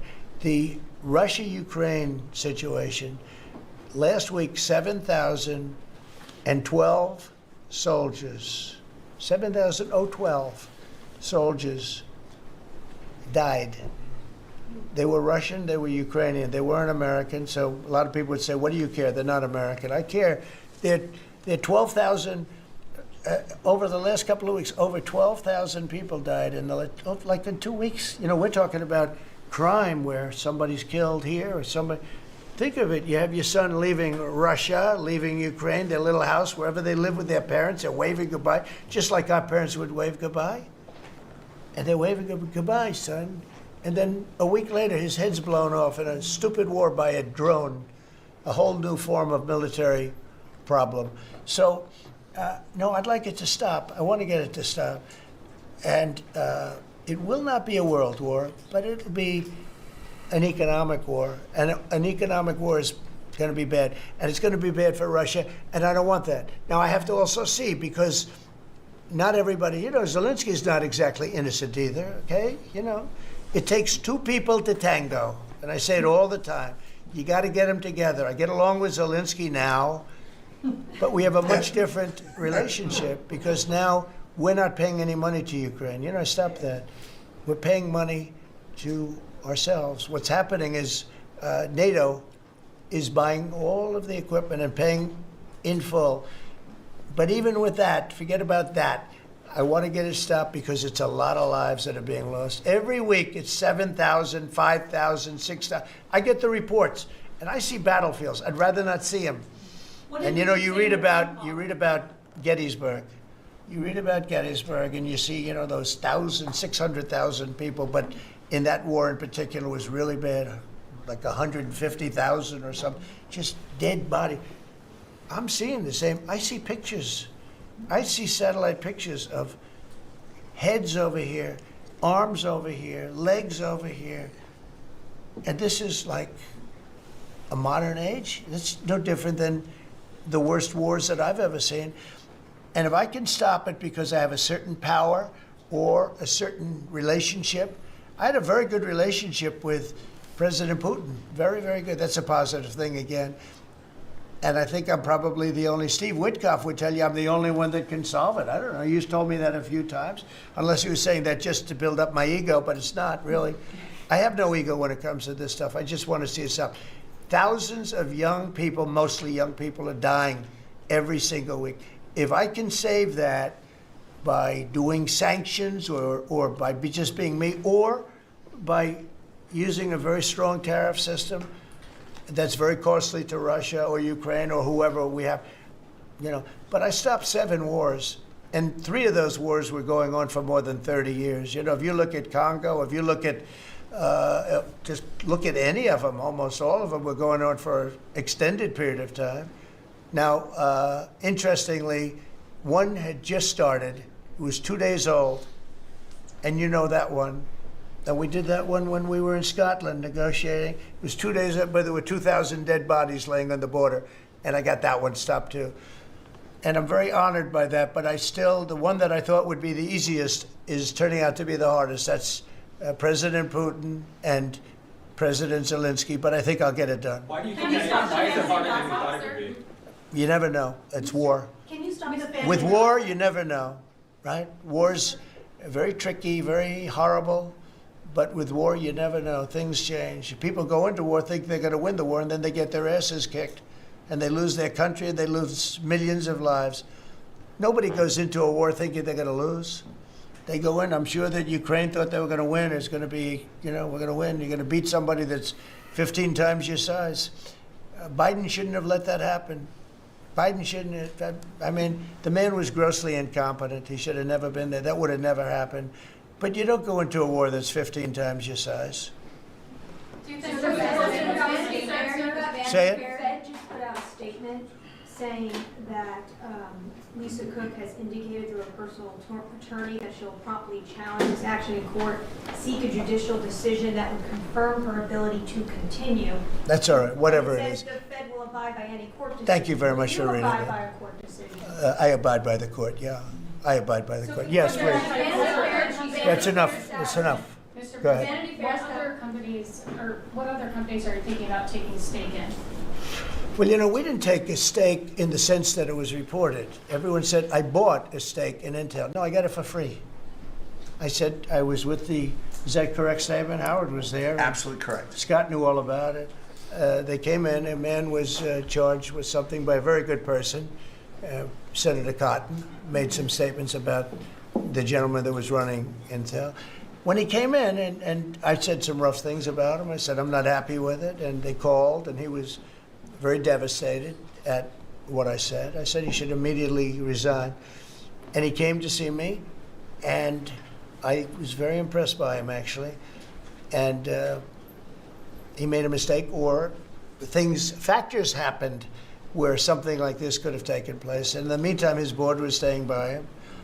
And I said to him, and took about, I would say, less than 45 seconds. I said, you know what you should do if you're smart? Give the United States of America 10% of your company. And he looked at me and he said, I'll do that. I said, I just made $11 billion for the United States. And we made the deal. I didn't pay, we didn't write a check. Now, I guess Biden, with his stupid CHIPS Act, handed money to all these people that didn't need any money. It didn't do anything. You know, they're giving billions of dollars to everybody. They all have so much money, and they have more money. But there's no commitment that you had to build. They just took all this money. I don't know, it's the stupidest thing I've ever seen. See, with tariffs, they have to come in, because if they don't come in, they can't sell into our country. So it's power, and you don't have to give up any money. But I said to him very simply, I mean, I'm glad we're straightening this out, because everyone thinks I bought in. No. I said, it would be great, we'd be a great partner for you, and I want to see Intel do well. You know, Intel was a great company, and it can be a great company again. But I said, I think it would be good if we own 10% of your company. He said, I'll make that deal. And it happens to be worth $11 billion. So we made $11 billion for the country, and then I was criticized by some of the fake news media. That's not the American way. Actually, it is the American way. Now, if I can help other countries or do those deals with others, I would do that. I think it's great. It's good. Builds up our balance sheet. Let me tell you, our country is becoming very rich again. You don't see it. When the CBO came out on Friday and said, we just found $4 trillion, and that goes to reduce our deficit, $4 trillion, and it was from the tariffs. Our country is becoming very, very rich again. I hope you get used to it. You know, you're going to have to get used to it. Congress reducing the deficit. Any update on your previous talking about potentially giving Americans a tariff rebate check? Any Well, update on that? we have a lot of money coming in, rebate check for the Americans, and it's coming in at tremendous numbers. Don't forget, I would say, Scott, we probably are talking about right now 50%, maybe even less than that. With all the money you're hearing is coming in, you're talking about, you know, a lot of it hasn't kicked in yet. And when it really kicks in is in 2 years when these plants are built and opened and the money starts pouring in, right? But, I mean, there's a concept of making you could call it a dividend, as we would say, making a dividend to the people in this country who have had to suffer through stupid leadership. And they paid a lot of taxes, and they got nothing for it, or they got attacked like you were, okay, for it. No, there's a possibility. Primarily, we want to pay down debt, but there's a possibility that we take a piece of it and make a dividend to the people. Mr. President, I have a question for Steve Witkoff, if I may. Yeah. This past weekend, Sergei Lavrov was saying that Putin will not sign a peace deal with Zelensky because Russia views him as illegitimate. I'm just wondering if the Russians had been relaying this to your team, if they view Zelensky, you know, as a leader worth signing a peace deal with, if they will go to the table. Doesn't matter what they say. Steve can answer, but I can answer it too. Doesn't matter what they say. Everybody's posturing. It's all bullshit, okay? Everybody's posturing. Steve, do you have a different answer? I agree with you, sir. In this city, there are 500 people short on the police department, Metropolitan Police. In New York City, it's 3,000. In Chicago, it's 1,300. Would they have had to bring in troops from the National Guard if the police departments in this country were fully staffed? Defund the police. How bad did that turn out for America? It's an interesting question. I was surprised when I heard how many police were here. It's not a really big area. And I think they said they're down to 3,200 police or something like that. I said, that's a lot of police. And I was a little bit surprised because to me, that's a big force. and it's not a big area, but it is what it is. There's a lot of crime. You have a lot of, don't forget, you have a lot of police that weren't allowed to do their job. When I came in, as you remember, we made tremendous strides in a little conflict that we had going at the time, because I allowed our military to make the decision. I said, you can make any decision you want. I gave it to the colonels in the field. I gave it to the captains in the field. You remember that, where everything went through Biden, meaning one of the people, and everything went through Obama before him. Everything went through. They had to make the decision as to whether or not to attack the Taliban. So they'd find 30 people together, they'd call up Washington, and they'd go to a political hack who knew nothing about it. My first night, I got that same call. They called me, and they said, we have I got a call at 3 o'clock in the morning, because